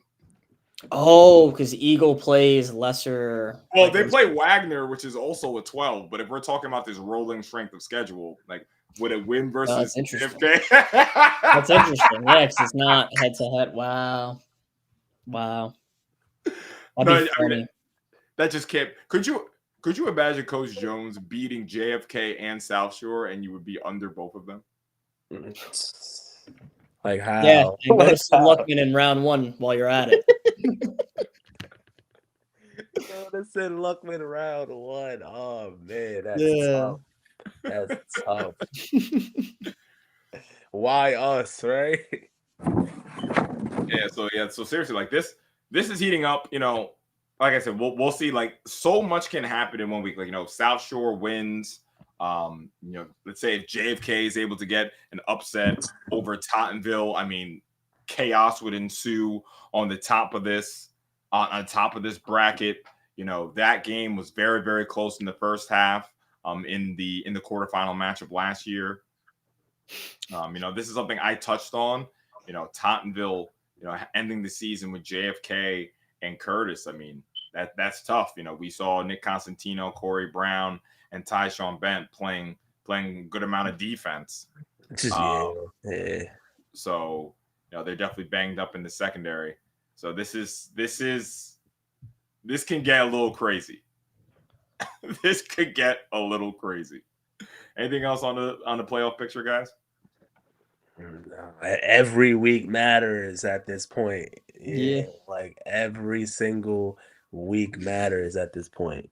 Crunch time. Absolutely, man. So let's kind of go through some of the other games in the 4A. South Shore 50-20 over Fort Hamilton. Anyone want to take this one first? Yeah, I mean, George Adams, 5 touchdown passes. Ooh. He was excellent. He was doing his thing, and a guy, because I talked with a bunch of the 4A coaches, each week and stuff, and a name that just keeps coming from Coach Ben over there at South Shore is Tymere Lewis. Yeah, I mean, he keeps on producing. And in this game, I want to say he had a pair of touchdowns, I believe. Yeah, 2 he's a really talented receiver. He's doing his thing. Of course, you got Adrian Antoine threat as a receiver, but now on the ground. Mm-hmm. So yeah, the Vikings defense, man, they're looking good. But want to give credit to Fort Hamilton. They're playing tough. Aiden Porter doing his thing in the 4A division. So I think that was his best game all season. He definitely has like he was actually because he was passing the ball pretty well. So Yeah, I 11 think for that was 25, 143 yards, 3 touchdowns. that was his best game so Yeah, far this year. Yeah. Your thoughts on this one? Yeah, like like Jared mentioned, great day for George Adams, 5 passing touchdowns. This was a game where collectively, the weapons stepped up and did what they were supposed to do. Someone commented that South Shore did exactly what they were supposed to do. You got to win the games you're supposed to win. Taman Lewis, 3 catches, 93 yards, 2 touchdowns. Mr. Adrian Antoine, 104 all-purpose yards, 2 touchdowns. Silas Sealy had 4 catches, 63 yards. Who else had a day for South Shore? Rowley, 3 catches, 53 yards, and a touchdown. Like we mentioned for Foreham, Aiden Porter, I think this is his best game all year. Number 7, Emmanuel King, that's the third for Tottenville, for Foreham. This is a guy who he plays running back, fast, shifty kid. He had 157 all-purpose yards. So this is a guy who's been making plays all year for Hamilton. So a good win for South Shore, and now we have the Lemon Pepper Bowl this week. We have the Lemon Pepper Bowl this week. Listen, we can't wait for this one. So but South Shore, I believe it's been since that week 1 game. That's 5 straight W's for the Vikings. So, they're playing confident football, consistent football. Let's see if they can keep that rolling into this Eagle game, because it's a lot going on this week with that game. So let's see what type of energy and what type of Vikings team we see this week against Eagle. Listen, if you ask me, leading up into this big matchup against the Eagle, what does South Shore need? They need a game just like this. 5 touchdowns for George. I mean, only 2 incompletions. It's the perfect kind of game to, not disrespecting for Hamilton, but like to tune up for that big matchup. Absolutely. So it's exactly what the doctor ordered. I'm not going to say too much on this matchup because it's going to bleed into the Eagle South Shore talk, honestly. Mm-hmm. But yeah, I mean, just great job from South Shore. Just like you said, and such a good point, 5 in a row for South Shore. They're rolling coming into this rivalry matchup. So really, really excited to break that one down. 2 more games to go through. Makai, hopefully you are still in the chat. Yep. 46-0. Lincoln over New Dorp. Who wants to take this one first? It was a game where this is a must-win game for the Rail Splitters. They did what they were supposed to do. I believe this game was zip at the end of the first quarter, if I'm not mistaken. It was. Yeah, and then Lincoln had a second quarter happened. Jesus Christ. Lincoln had a big second quarter, 20+ points. 457 yards of total offense for the Rail Splitters. So once they started going, they didn't stop. Borhe, 12 of 18, 188 yards with 3 tuds. Solid game for QB1. Makai, 4 carries, 78 yards, 2 tutties. That's we keep mentioning it, but that's one of the top up-and-coming athletes in our city. So he deserves his flowers. Kristen Young, they got a nice 1-2 at Lincoln too. I like the 1-2. Kristen Young had 52 rushing yards. Jaden Brooks. Now, JB, we all know him. Oh, 3 TDs. My fault, Makai. 3 tuds. My bad. That matters. That matters. The receiving, yeah. Oh, he had a receiving touchdown. Oh, he did have a receiving touch. Yeah. Right. My bad. Did it on 6 touches. Yeah. Crazy. JB had a 54-yard TD catch. Now, this is a kid who's one of the top corners in the city, and now the Rail Splitters are putting him at receiver, and he's making plays. So shout out to JB. LeBron Hicks had a TD catch as well. So, Lincoln did what they were supposed to do. So shout out to the Rail Splitters. Yeah. Man, stop. Man, stop. Congrats, That's Lincoln. really funny. Let's move on. Right. Yo. Right. Listen, that's why we said it in the beginning. They did what they were supposed to do. That we made that clear. This is they handle business, I'm going to continue congratulating Lincoln for Yes. just a tiny bit longer. Just a tiny bit longer, man. Dude, because Coach OC, man, he's awesome. Like, obviously, on and off the field. But that's my guy. Listen, dude, you have two great DBs with LeBron Hicks and Jaden Brooks. You talked about how great they were on defense. Brooks has 4 receiving touchdowns. Hicks has 3 receiving touchdowns. They're doing it on offense, which has been just a lot of fun to see, man. And they both had they both scored in this game. And you talked about Mekhi Negroni. Dude, him and Christian Borhe are both back next season. Yeah. That's really exciting, man. It's pretty exciting time for the Rail Splitters. You got 2 amazing juniors that are, really finding a rhythm as of late. So that's awesome for them. And on defense, I mean, pretty balanced. Like, you're going against a New Dorp team that's going to run the ball a lot, and Lincoln answered the call, man. Definitely won that battle there. And congrats to the Rail Splitters. Yeah, my thing with this one is that, I really want to see, after a tough day at the office against Tottenville, it's nice to see Lincoln bounce back. I think it's good that, they get a game where they can, stretch their feet out a bit, have a high score. Next week is Port Richmond. That game's going to be, I'm expecting that game to be much more competitive than this game. And I think that's a good warm up to the big one, right? Yeah. You go to EHall and you want to make some noise in that game.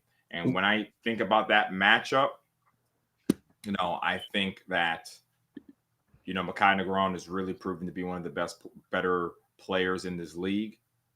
He could end up on some list depending on, how he shows up in some of these big games. Why? It's great how he performed in New Dorp, but again, you're a Rail Splitter. Rail Splitters are judged on how they do against Curtis, EHall, and Tottenville. Broken record, Andre Johnson. When I think about that matchup, I think that, Lincoln has the tools, but they need to be creative. They need to get the ball to Mekhi creatively. They need to get the ball to Mr. Ortiz creatively. Christian Borhe is going to have to stand in there. I mean, I'm going to talk about this. Like, I would literally just take Kendu's tape and watch how he played against that Curtis pressure and try to replicate that. And make sure you bring an extra chin strap because them linebackers is hidden. You know what I'm saying?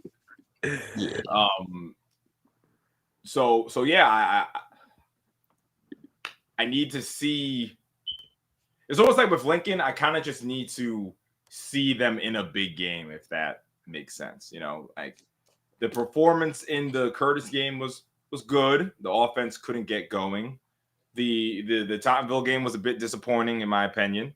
So yeah, you come and you put up a big number against New Dorp, but you know what you guys are working towards. So really curious to see how they're going to look in the Port Richmond game and then in that EHall game. What's the update on Mr. Alvarez? Like, what's the update? I think he did his collarbone. I think he broke his collarbone, if I'm not mistaken. Someone in the chat, correct me if I'm wrong. I think he said he's going to try to make it back by the playoffs. I spoke with him at Tottenville. Okay. But yeah, that is a big loss for them for sure. He was really cooking. All right. By the way, I'm taking a look. He's going to come back for EHall. Also, Mekhi, one last thing. Lincoln guys in the chat. Sorry to cut you off, Trey. The schedule on the PSAL website says that the game against Port Richmond is Saturday night at Lincoln. It says it's at Saturday at 6 p.m. Is that true? Or do you guys play Friday night at Lincoln? Saturday Night Lights is fire, too. So I'm just interested. For me, at least, that's a Well, is it Friday or Saturday? Is what I was asking. Okay, he said Saturday. Saturday. Okay, Saturday night. Okay, so that is true. There's a lot of games that got moved to Saturday. There's some Saturday Night Lights games this upcoming week. So that's pretty cool. Okay. I guess they moved it because of Halloween, I guess. I guess so, yeah. It kind of hurts the Sunday paper a little bit. That's all right. Not true. All right. By the way, I'm taking a look at this poll. Really appreciate everybody contributing to the poll. 112 votes. I'm not going to close it yet because, like I said, I know some people file in late, so I'm going to keep it open. But right now, it's 43% Tottenville. Well, it just dropped to 42%. 42% Tottenville, 36% EHall. What I find interesting, which I feel like people are being a bit prisoners of the moment, 5% Curtis, 16% the field. The field. The field is like. Ever heard this term before? The field. The field is anyone else. Like anyone else. Like any random school who somebody feels could win it is the field. Like I didn't think that would throw you guys off the way it's throwing you guys off. Who's the field? Never heard of that. Jared, am I bugging? Like, this is definitely. Nah. This he is. said, "Let me go vote field."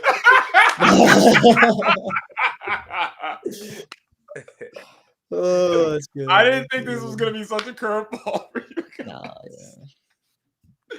All right. We're gonna listen. No disrespect. We're gonna kind of go through this one quickly. 30. I swear I'm not doing this. Oh my god, man. No, so listen. Huge congratulations to Clinton. I feel like the team deserves a win. Honestly, the team has been competing in every one of their ball games. They have one of the toughest schedules. So definitely huge. It's a deserved win for a team that I feel like has been competing all year long, man. Absolutely. Thoughts on this one, guys? Yeah, like you said, a program that had a very tough schedule. They got a game against a winnable opponent, and they took care of business. Good 30 ball win, 30 to donut. Now in terms of there's a kid named Nehemiah Berrios or something like that. 3 carries for 54 yards with 2 tuds. Clinton QB1 Joshua Upegu. Sorry if I said that wrong.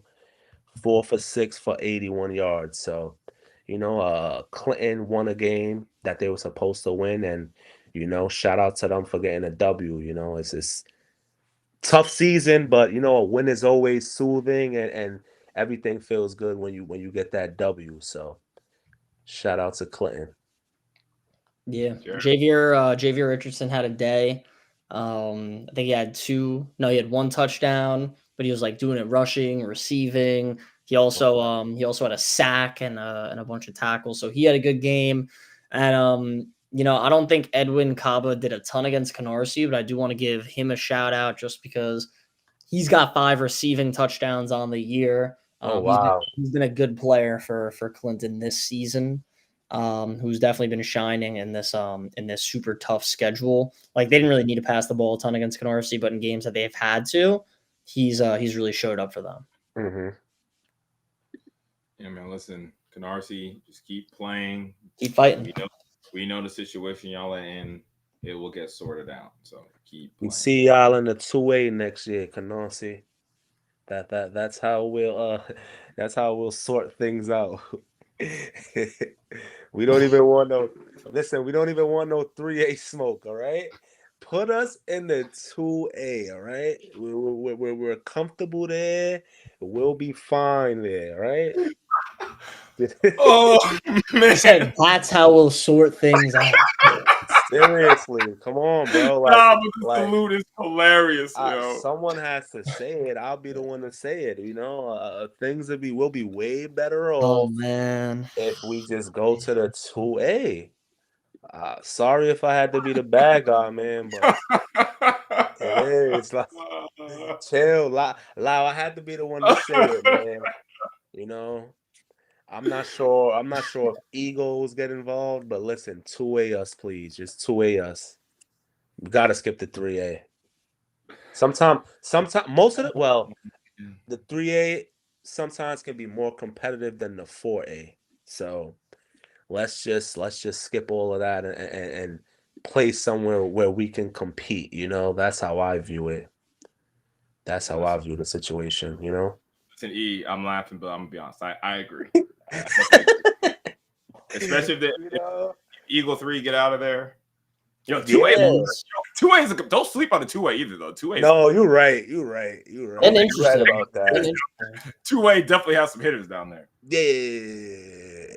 No. I know 1A. Chill out. Yeah. The size of the school can RC. I'm not sure if they can. Yeah. Chill out. All right, guys. Ahmed, no, we're not skipping the 3A. We're probably going to go through the 3A a little quickly. I don't think there were any huge results in the 3A this week. But with the playoff picture, I know it took a little long, and we I didn't mean to put that one up. And we obviously it was Curtis EHall, so we have to talk about that for quite some time. Whoo! All right. What are we calling this? What you said? The lemon pepper. The lemon pepper bowl. The lemon pepper bowl. Is that what this is? This has been ordained as the lemon pepper bowl. There's a few things, man, for sure. Eagle Academy, 4-2 in the league, visiting 5-1 South Shore. This is gonna be spicy. Oh my god! Who wants to take this one first, man? I'm just gonna toss this off because we can go a lot of different angles on this game. Damn. Yeah. You go first, Jared. Yeah. So I'm thinking to start this off, whether because I'm trying to obviously make some arrangements to get myself out to win. This sets me up perfectly, regardless of where I'm at. I feel like I have to have some sort of wings on Saturday, no matter I'm getting what. some. I know I'm eating wings on Saturday. I have to. Yeah. I feel like I don't have a choice. Maybe House of Wings, maybe Wingstop. I don't totally know yet. But yeah, definitely gonna have some wings. But talking about the actual game now, so much talk. So many different stories, whether because of what happened last year, you got the whole Schulters aspect of it with Zaire and Jamal and all that, which is great. And on top of it, I mean, dude, you got two of the most entertaining offenses in New York City, going at it. Two passing attacks that have been great. Everyone also, what I love in this one too is you got South Shore who's hot, who's won 5 straight, and you have everyone saying Eagles gonna beat them by 3 touchdowns. Yeah, which is very interesting. See, another one, Eagle definitely win. And everyone's picking Eagle in this game, but South Shore's a really, really good team, so it's interesting. And I'll also with this one, I mentioned it with the Battle of the Floss last season. I'm gonna mention it again. Listen, both teams really gotta stay disciplined, no mental mistakes, no stupid penalties. Though that's always so big in these games. But yeah, let's see it. Let's see, dude, these DBs versus these receivers. I'm just pumped for those matchups on both sides of the ball, man. Yeah. Oh, this is gonna be big time. I'm ready to see it. Yeah, so I agree. I think things can definitely going to be a lot of energy and a lot of energy. Just spicy is I can't find another word right now, but I feel like if South Shore's O-line can find a way to protect George and give him some type of time to get the ball to these Vikings playmakers, I feel like this can be a very good game, because if you look at South Shore's playmakers against Eagles secondary, I like my chances with the South Shore playmakers. But I'm not sure if South Shore has enough up front for Chase, Sincere, and company. So if they can find a way to contain that pass rush and that intensity that Eagles going to bring up front, South Shore can make this a very good game. And like Lau said, the views would be through the roof. It's going to be through the roof regardless. But and then when I think of it from Eagles side, does South Shore have enough defensively for those playmakers that Eagle has, you know? So that kind of goes both ways, but I feel like this is South Shore is not going to allow Eagle to come into their home field and put on a show. I'm not too sure how that's gonna go. So I can't wait to see how this one plays out. But definitely a lot of energy in a bit in South Shore on Saturday. Can't wait for this one. Yeah, so this one, when I think about it, you know, it's kind of, I really don't like to single out players. Obviously, you know, they're young men or whatever. But when we're just talking about a football game, it all centers around quarterback George Adams, right? It really does. This game does center around him. And just like I said earlier today, you have a great example of Kendu dealing with pressure in his face. I'm going to spoil this for you. There's going to be pressure in your face. Yeah. You're going to get hit in this game. Yeah. It's going to happen. So you gotta make some plays. Some plays. But it's not only, but again, it's about the footwork. Watch Kendu's footwork with pressure in his face. Watch his posture with pressure in his face. You have to replicate that on Saturday afternoon. Listen, I've seen South Shore. Saw them twice this season. We said eating Wingstop. Buddy yeah, listen, I've seen South Shore twice this season. I've seen what they have up front. Eagle are very good up front. The Eagle have the advantage there. And we're not even talking about Chase and Sincere.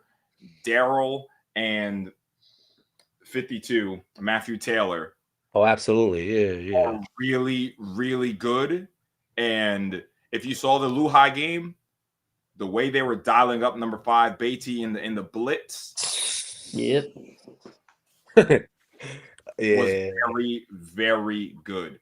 A player that I like a lot for South Shore is Shalik Williams, a sophomore. Yeah, he's good. They're gonna have to find a way to have some kind of balance. I don't know if I love, you know, George dropping back 30 times in this ball game, because again, it plays into the strength of what Eagle defense wants to do. You know, Eagles defense wants you to drop back and throw so their guys can go off and tee off. Yeah. So George is going to be really about standing in there and being confident with your read and making a quick decision. If you're Eagle Academy, if you guys don't mind me going to the Eagle Academy side of it, who are you, Eagle Academy? You know what I'm saying? Are you going to be like Tottenville? Because Tottenville came to your crib and pressed your sliders out the gym, right? Off the field. Yeah. That was an arrogant performance from Tottenville because they're like that, right? Are you like that? Can you go to someone else's field and impose yourself on the game? Because again, it's not rocket science. I'm not spoiling anything for what South Shore is going to try to do in this ball game, right? They're going to try to get the ball out of Georgia's hands quickly, right? And they're going to try to get the ball to Adrian Antoine as early and as often as they can. They're going to try to take the top off the ball, right? So that is South Shore's game plan. I don't have any insider information. Like if anyone's paying any sort of attention, you know that's what they're going to try to do, right? So now the question is, are you good enough to come and pose yourself, press, play that man press and say my secondary is better than your receivers? Do you have that kind of arrogance, or is it going to be a shootout? Right? I think that South Shore do have a lot of talent, have some talent in the in their defensive line. His number is number 99. I'm not sure if he is if PSAL is correct. Yeah, So he's if Lyle, good. if you're still in the chat, let me know who number 99. 99 Let me is know who good. your 2D tackles are. Oh, yeah, no, they have a defensive lineman that's been having like a year.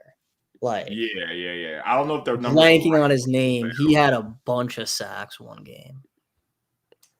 I need to find this. If South Shore person's in the chat, let us know, because I kind of don't trust what's on PSAL. But yeah, so South Shore has Peter Jean-Baptiste has been great for South Shore. Yeah, Peter. Yeah. He has been great for South Shore. Also, Christian Dennis. Those are two guys who they're gonna have to step up for South Shore on defense. Definitely Peter Jean-Baptiste and Christian Dennis. So two vital pieces to the Vikings defense, and they have to show up this game if the Vikings are gonna pull this off.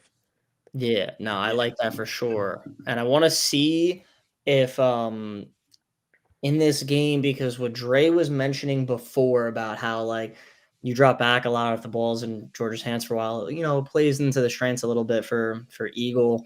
South Shore has shown like the Wildcat look before with Adrian, Sealis, and I assume Shalik as well, but really letting Adrian get carries and stuff.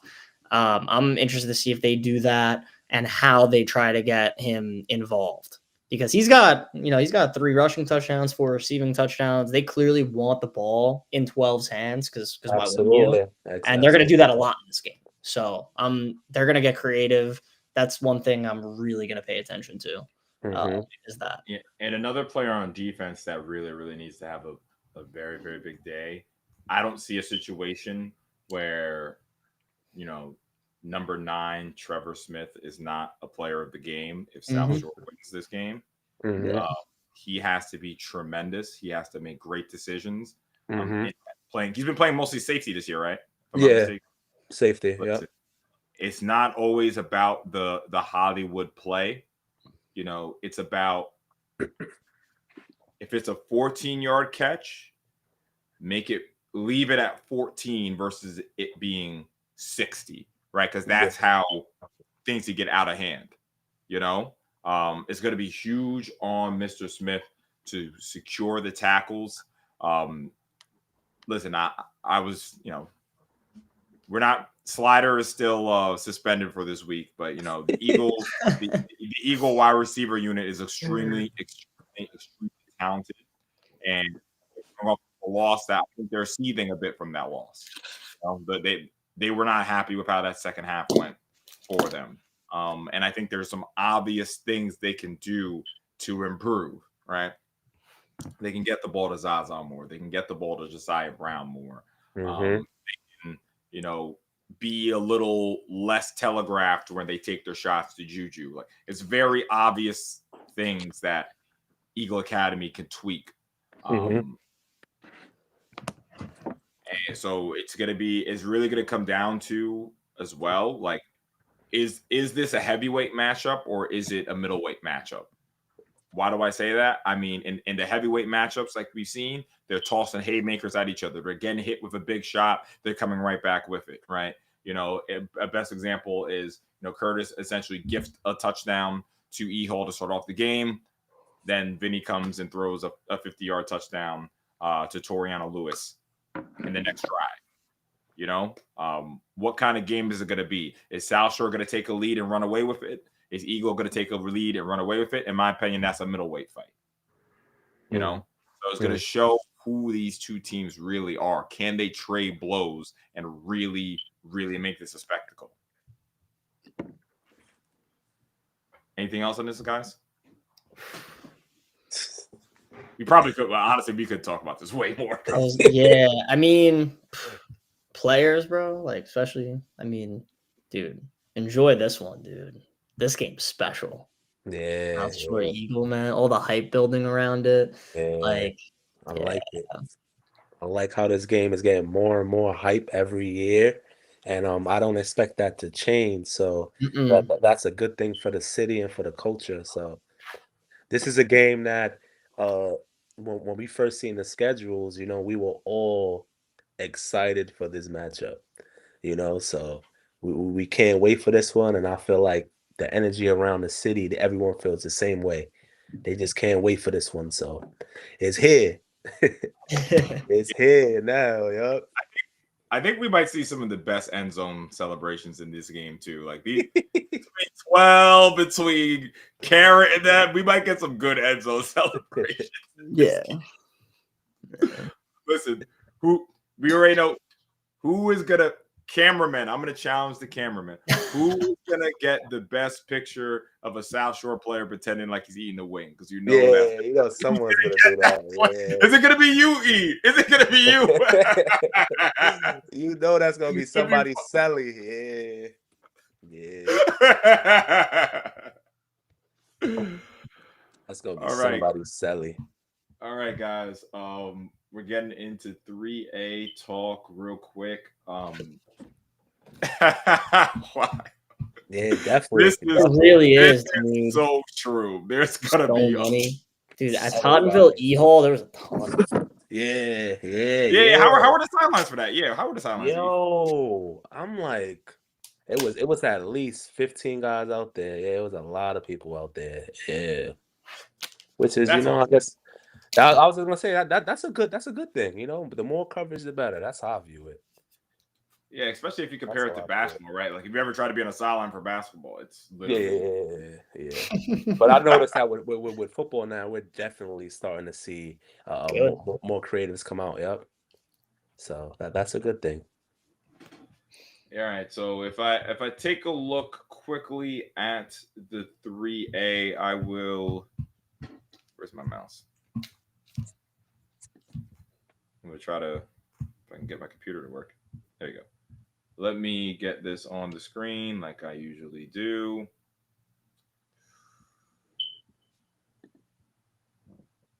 Let's see. All right. Do I need to zoom in? Can you guys see? All right. So this is what the play picture is looking like in the 3A. Obviously, I mean, I feel like the first place to start is to look ahead to Sheepshead Bay versus Stuyvesant this week. I mean, what a game that's going to be, man. I mean, how excited are you guys for this one, man? Yeah, that's a well, you know, I've seen Sheepshead a few times this year. I already know what they're about. I feel like this is more of a test for Stuyvesant, I would say. Very similar, you know, to the APR McKee situation when that game went down. I want to see if Stuyvesant could compete with you know, another one of the top 3A schools. You know, Stuyvesant looks like they got some dudes though. They got some ballers who can make plays. So that's what I really can't wait to see how they look against FJM. This is the biggest test all year round, definitely. Their biggest test all year round. So I want to see if they step up to the opportunity and if they rise or how this goes down. So yeah, that's gonna be fun, man. One kid on Stuyvesant, I just highlighted him pretty recently. Sorry if I butchered the last name, but Joseph Beto, he's got 6 interceptions in 6 games. He leads the PSAL. Kid's an absolute ball hawk over there at Stuyvesant. He's been exceptional. Aiden, and it's also his first year playing varsity football, and he's got 6 picks. So that's really impressive to me. The 2 Aidens have been really good. Aiden Bailey is a great running back. It's his senior year. He was building up for this, and he's playing really well. He's got like 7 touchdowns, almost 700 yards on the ground. He's been great. Isaac Sprung's been great. And I said Bailey was a senior. There's a lot of like juniors and sophomores on Stuyvesant. Like I was talking with their coach, man, they're a little bit ahead of schedule right now. with how well these young guys are playing. Like quarterback Finn Chadwick's only a sophomore. Wow. He's had a season where, he's been good with 12 touchdowns and 700 passing yards. Stuyvesant's got guys, a lot of flowers that go to them. Sophomore, I didn't know that. But now you're playing the Sharks. And this is like by far your biggest test of the season. But honestly, if I'm Stuyvesant, I wouldn't want it any other way. Halloween, Friday night, right on the water. Get your whole school out there. It's going to be crazy. Yeah, it's big time. But now, unfortunately, though, or maybe it is fortunate. I'm not totally sure yet, but Sheepshead Bay, they're on their way. And I talked a lot about how, Stuyvesant's scoring and all that stuff. No, I mean, Sheepshead Bay hasn't let up double-digit points in PSAL competition yet. It's been very, very dominant. They have so many athletes. Yeah. Sheepshead Bay is definitely the favorite in this game against Stuyvesant. Listen, I think that it's just as much of a test for Sheepshead as it is for Stuyvesant. Yeah, it is. I agree. Sure. If I'm Stuyvesant, I have no reason to feel like I'm an underdog in this game. It's like, yo, you undefeated? Well, we undefeated too. Yeah. I feel that's how I feel when I was playing. So this game is don't sleep on us. So important for the playoffs. If you take a look at it, the way it's lining up, right? Again, it gets a little weird, but even though Sheepshead Bay beat James Madison comfortably, James Madison could move above Sheepshead. It will, right? They definitely will. Most likely. So you're having right now you're looking at APR as the 1, James Madison as the 2, McKee as the 3. I'm surprised McKee didn't move over James Madison. McKee had a big win this week, didn't they? Yeah. They beat up on Lane. They Oh, how did they not move over Madison? I don't understand that. Okay, whatever. Yeah, that's a little strange. I definitely think McKee. I think McKee deserves to be over James Madison, honestly, because we obviously all understand, what went down in that game against Midwood. So yeah, I would say McKee should be over Madison. Well, they play this week, right? Oh, was that this week? So I was gonna say, Dre, we'll see. Oh, that is this week. I didn't even realize that. Oh, right? So that was sorted. Early week showdown too, Thursday. What? Why are they doing that? Some teams are moving it to Thursday because of Halloween. Okay. Yeah, no, okay. I like Zaire giving a shout out to Who got some good defense. They definitely, if you look at that game, actually, we'll talk a little bit about APR, of course. But yeah, when I saw the point total, I was like, oh, only 24-0. I mean, that's clearly like their lowest point total of the PSAL season. So yeah, for sure. Yeah. I mean, but while we're on the topic, I mean, this team is just APR. Week in, week out, APR. Again, I feel like Manny is making it a point to stick it to us, like 6 for 10, 145 yards and a touchdown. Ahmed Torre, I don't know. We'd have to, I would say, could a Stuyvesant player maybe sneak up as the player of the year in the 3A if they have a big performance against FJM? Other than that, it might be a Torre, man. Yeah, I believe he had 100+ yards every single game. Yeah, Mr. Torre, he's having a year. Don't sleep on Zaire Jones either. Zaire Jones been tearing it up all year. Oh my gosh! Another monster game. Wow. Yeah, he's making plays at receiver every week. He's running the ball too, scoring. It's like Zaire Jones is having a year as well for APR. Oh, Taz, nice to see that you're back. on Saturday. Love to see that. So, yeah, I mean, McKee, Madison, that's going to be very important. Let me see what that game could mean. Hold on a second. Because FJM could be the 6th seed, couldn't they, right? Yeah. Yeah, that sounds so The crazy. The 1 seed, the 2 seed. Sorry, the 1 seed, the 2 seed, the 3 seed, the 4 seed. What number are we at? This is 8, right? Oh, Yeah, sorry. no. The 4 seed. Then true. The 5 seed, the 6th seed, the 7th seed, the 8th seed. Oh, wow. So, yeah. That might be the Shark Bowl, low key, to avoid Shark Week. Yeah, it is. It really is. Avoid FJM in the first round for sure. You get that 2 seed. I mean, listen, you don't get that many favors. Probably have to You might get Stuyvesant. Yeah, right. Like, dude, that's got to be. I mean, The as a 3, 2 and a 3, wow. talk about tough matchups, dude. Yeah, the 3A is interesting. Yo, that's but a good point, though. Hurricane on Thursday might make that game tricky. Yeah, that's true. The weather's supposed to be bad on Thursday. Interesting.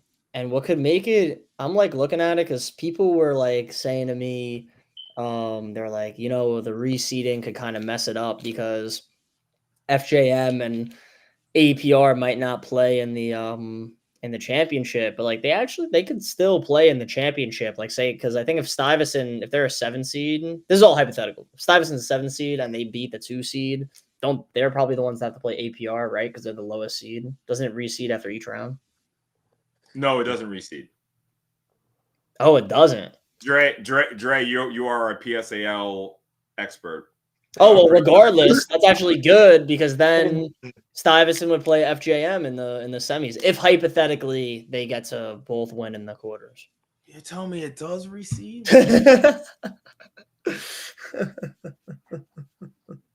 Yeah, bro. Are you sure? Nah. I think I reseeds after every round. You guys might be mistaken, please.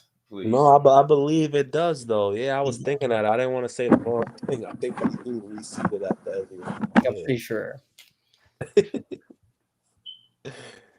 Depends on the year. Only once in the last 4 years. Yeah, Brooklyn Tech. Yeah, that's what I'm saying. Yeah. Oh my God, Brooklyn Tech did reseed. It's like they wake up and just do as they please, like with the whole playoff thing. Like, okay, interesting. So highest always plays the lowest. Yeah. Yeah. So okay, so it reseeds. So yeah, all that means is if Stuyvesant, is the 7 and they win the first round, then you got them and APR, and then you could have FJM and someone else in the semis. But let's see what happens this Friday. Could Stuyvesant beat Sheepshead Bay this Friday? It could happen. So it's interesting. You heard that, Coach Mac? Why do you think they reseed? Like, I never understood the reseeding thing. Like, I never understood that. Why? I guess because like they want the 1 seed, so like they're the 1 seed, so they got the advantage. Maybe I don't know. I don't know. I never like reseeding, man. Me either. I guess it's also because they don't want to have I guess what they'd say, right, is like, oh, we don't want teams to tank because of playoff matchups or whatever. Email it to Dre, Rao. Yeah, Dre. All right, hold on. All right, so if I look at it that way, right, because I didn't look at it with thinking about it reseeding, right? So we're talking. Oh man, okay. So we could possibly see APR and FJM in the semifinal. What we're telling me. Yeah. Which is a awful. shame. But I don't think that's gonna happen, dude. I really don't. I think Stuyvesant's gonna win a playoff game. We're getting ahead of ourselves, but I think Stuyvesant wins a playoff. I think Stuyvesant plays APR. Man, that is That is super interesting. Yeah, this league is crazy. The peg leg. Peg leg is an all-time name, man. The peg legs. But shout out to John Jay though. John Jay hanging in there, man. 4-2. Who's John Jay beat this week? They punched on Cardozo. Beat up, yeah. Oh, they play Stuyvesant. Ooh, they play Stuyvesant at the end of the year as well. Interesting. Oh. Okay.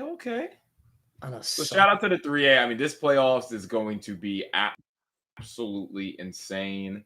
I really hope that FJM and APR are on opposite sides of the bracket. I really hope for that.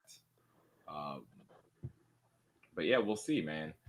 If we go to the 2A, huge congratulations to Eagle as they knock off yet another undefeated team. Yeah.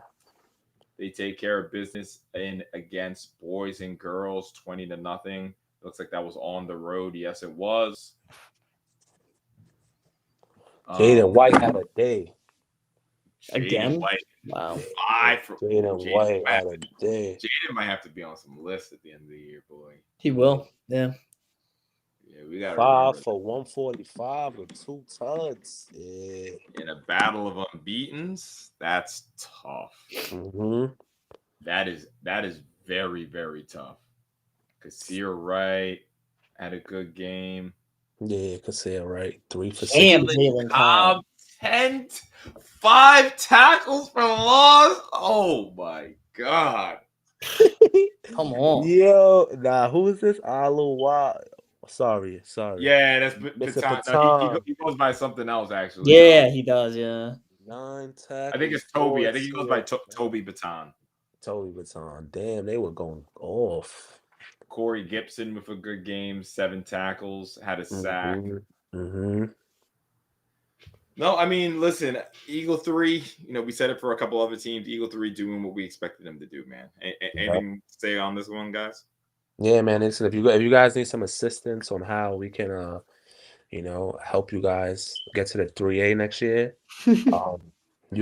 we'll send you guys our emails and we'll be more than happy to assist Eagle Queens. But you guys are playing great football and you, like we just mentioned, doing what you guys are supposed to do.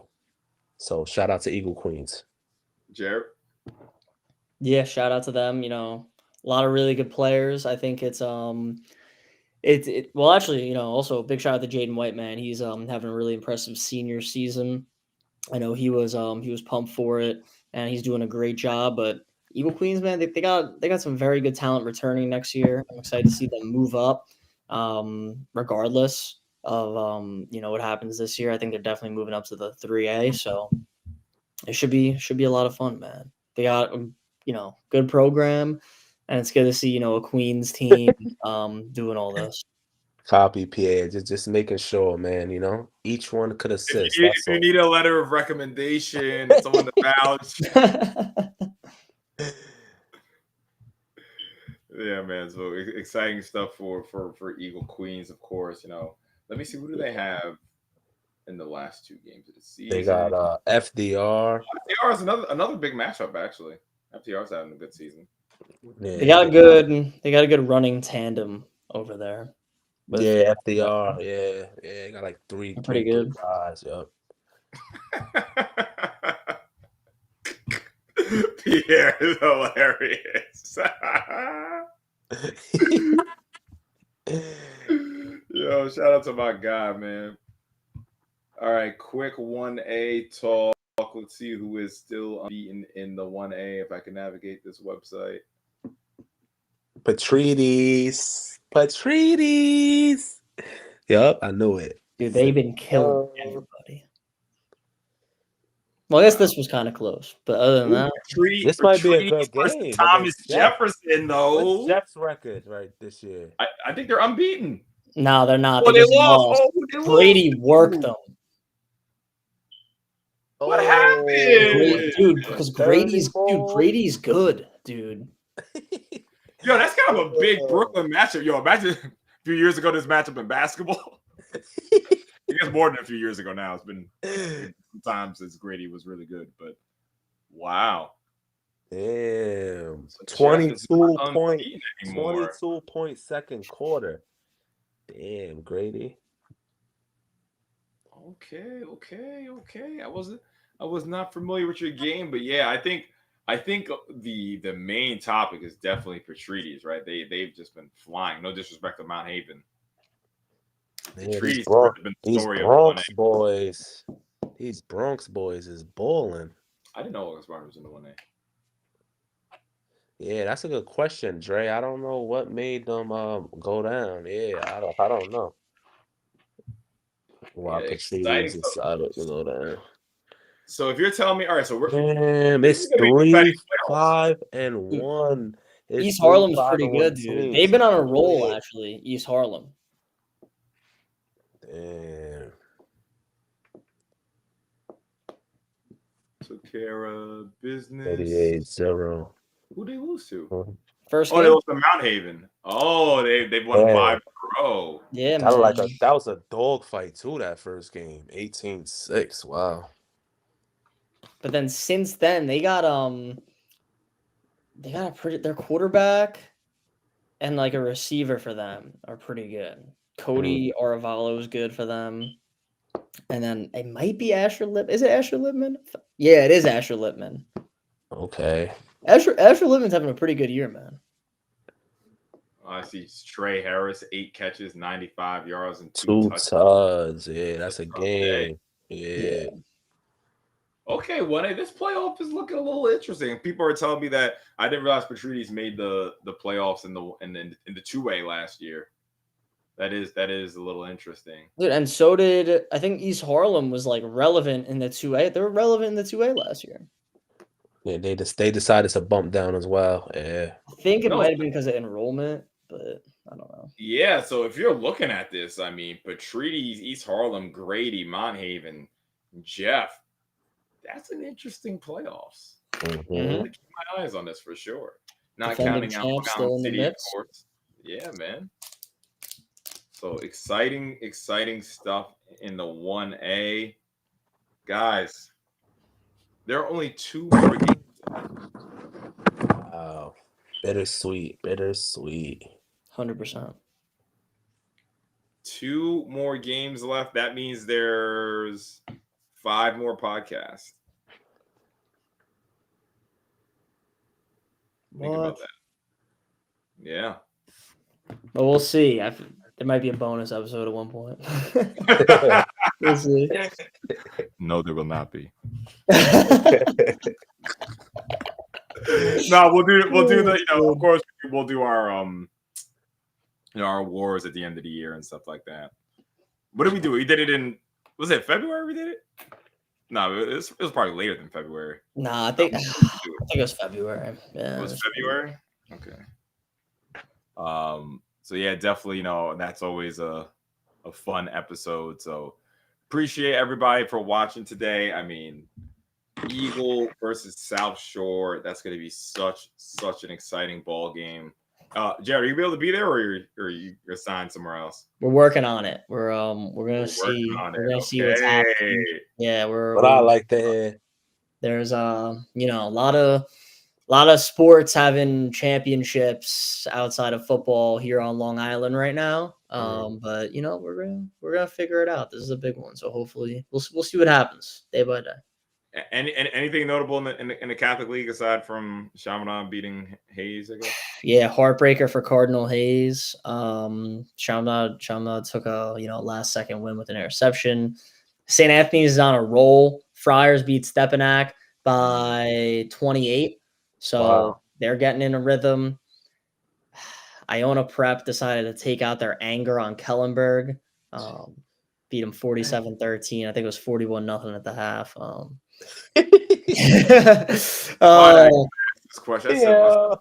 Yeah, so that happened. And then, Farrell took care of St. Joseph by the Sea. That's nothing crazy. And a huge upset, a little bit tough for the city. St. Peter's, who's been a red-hot team in the Catholic League, they beat Hayes and they beat Chaminade.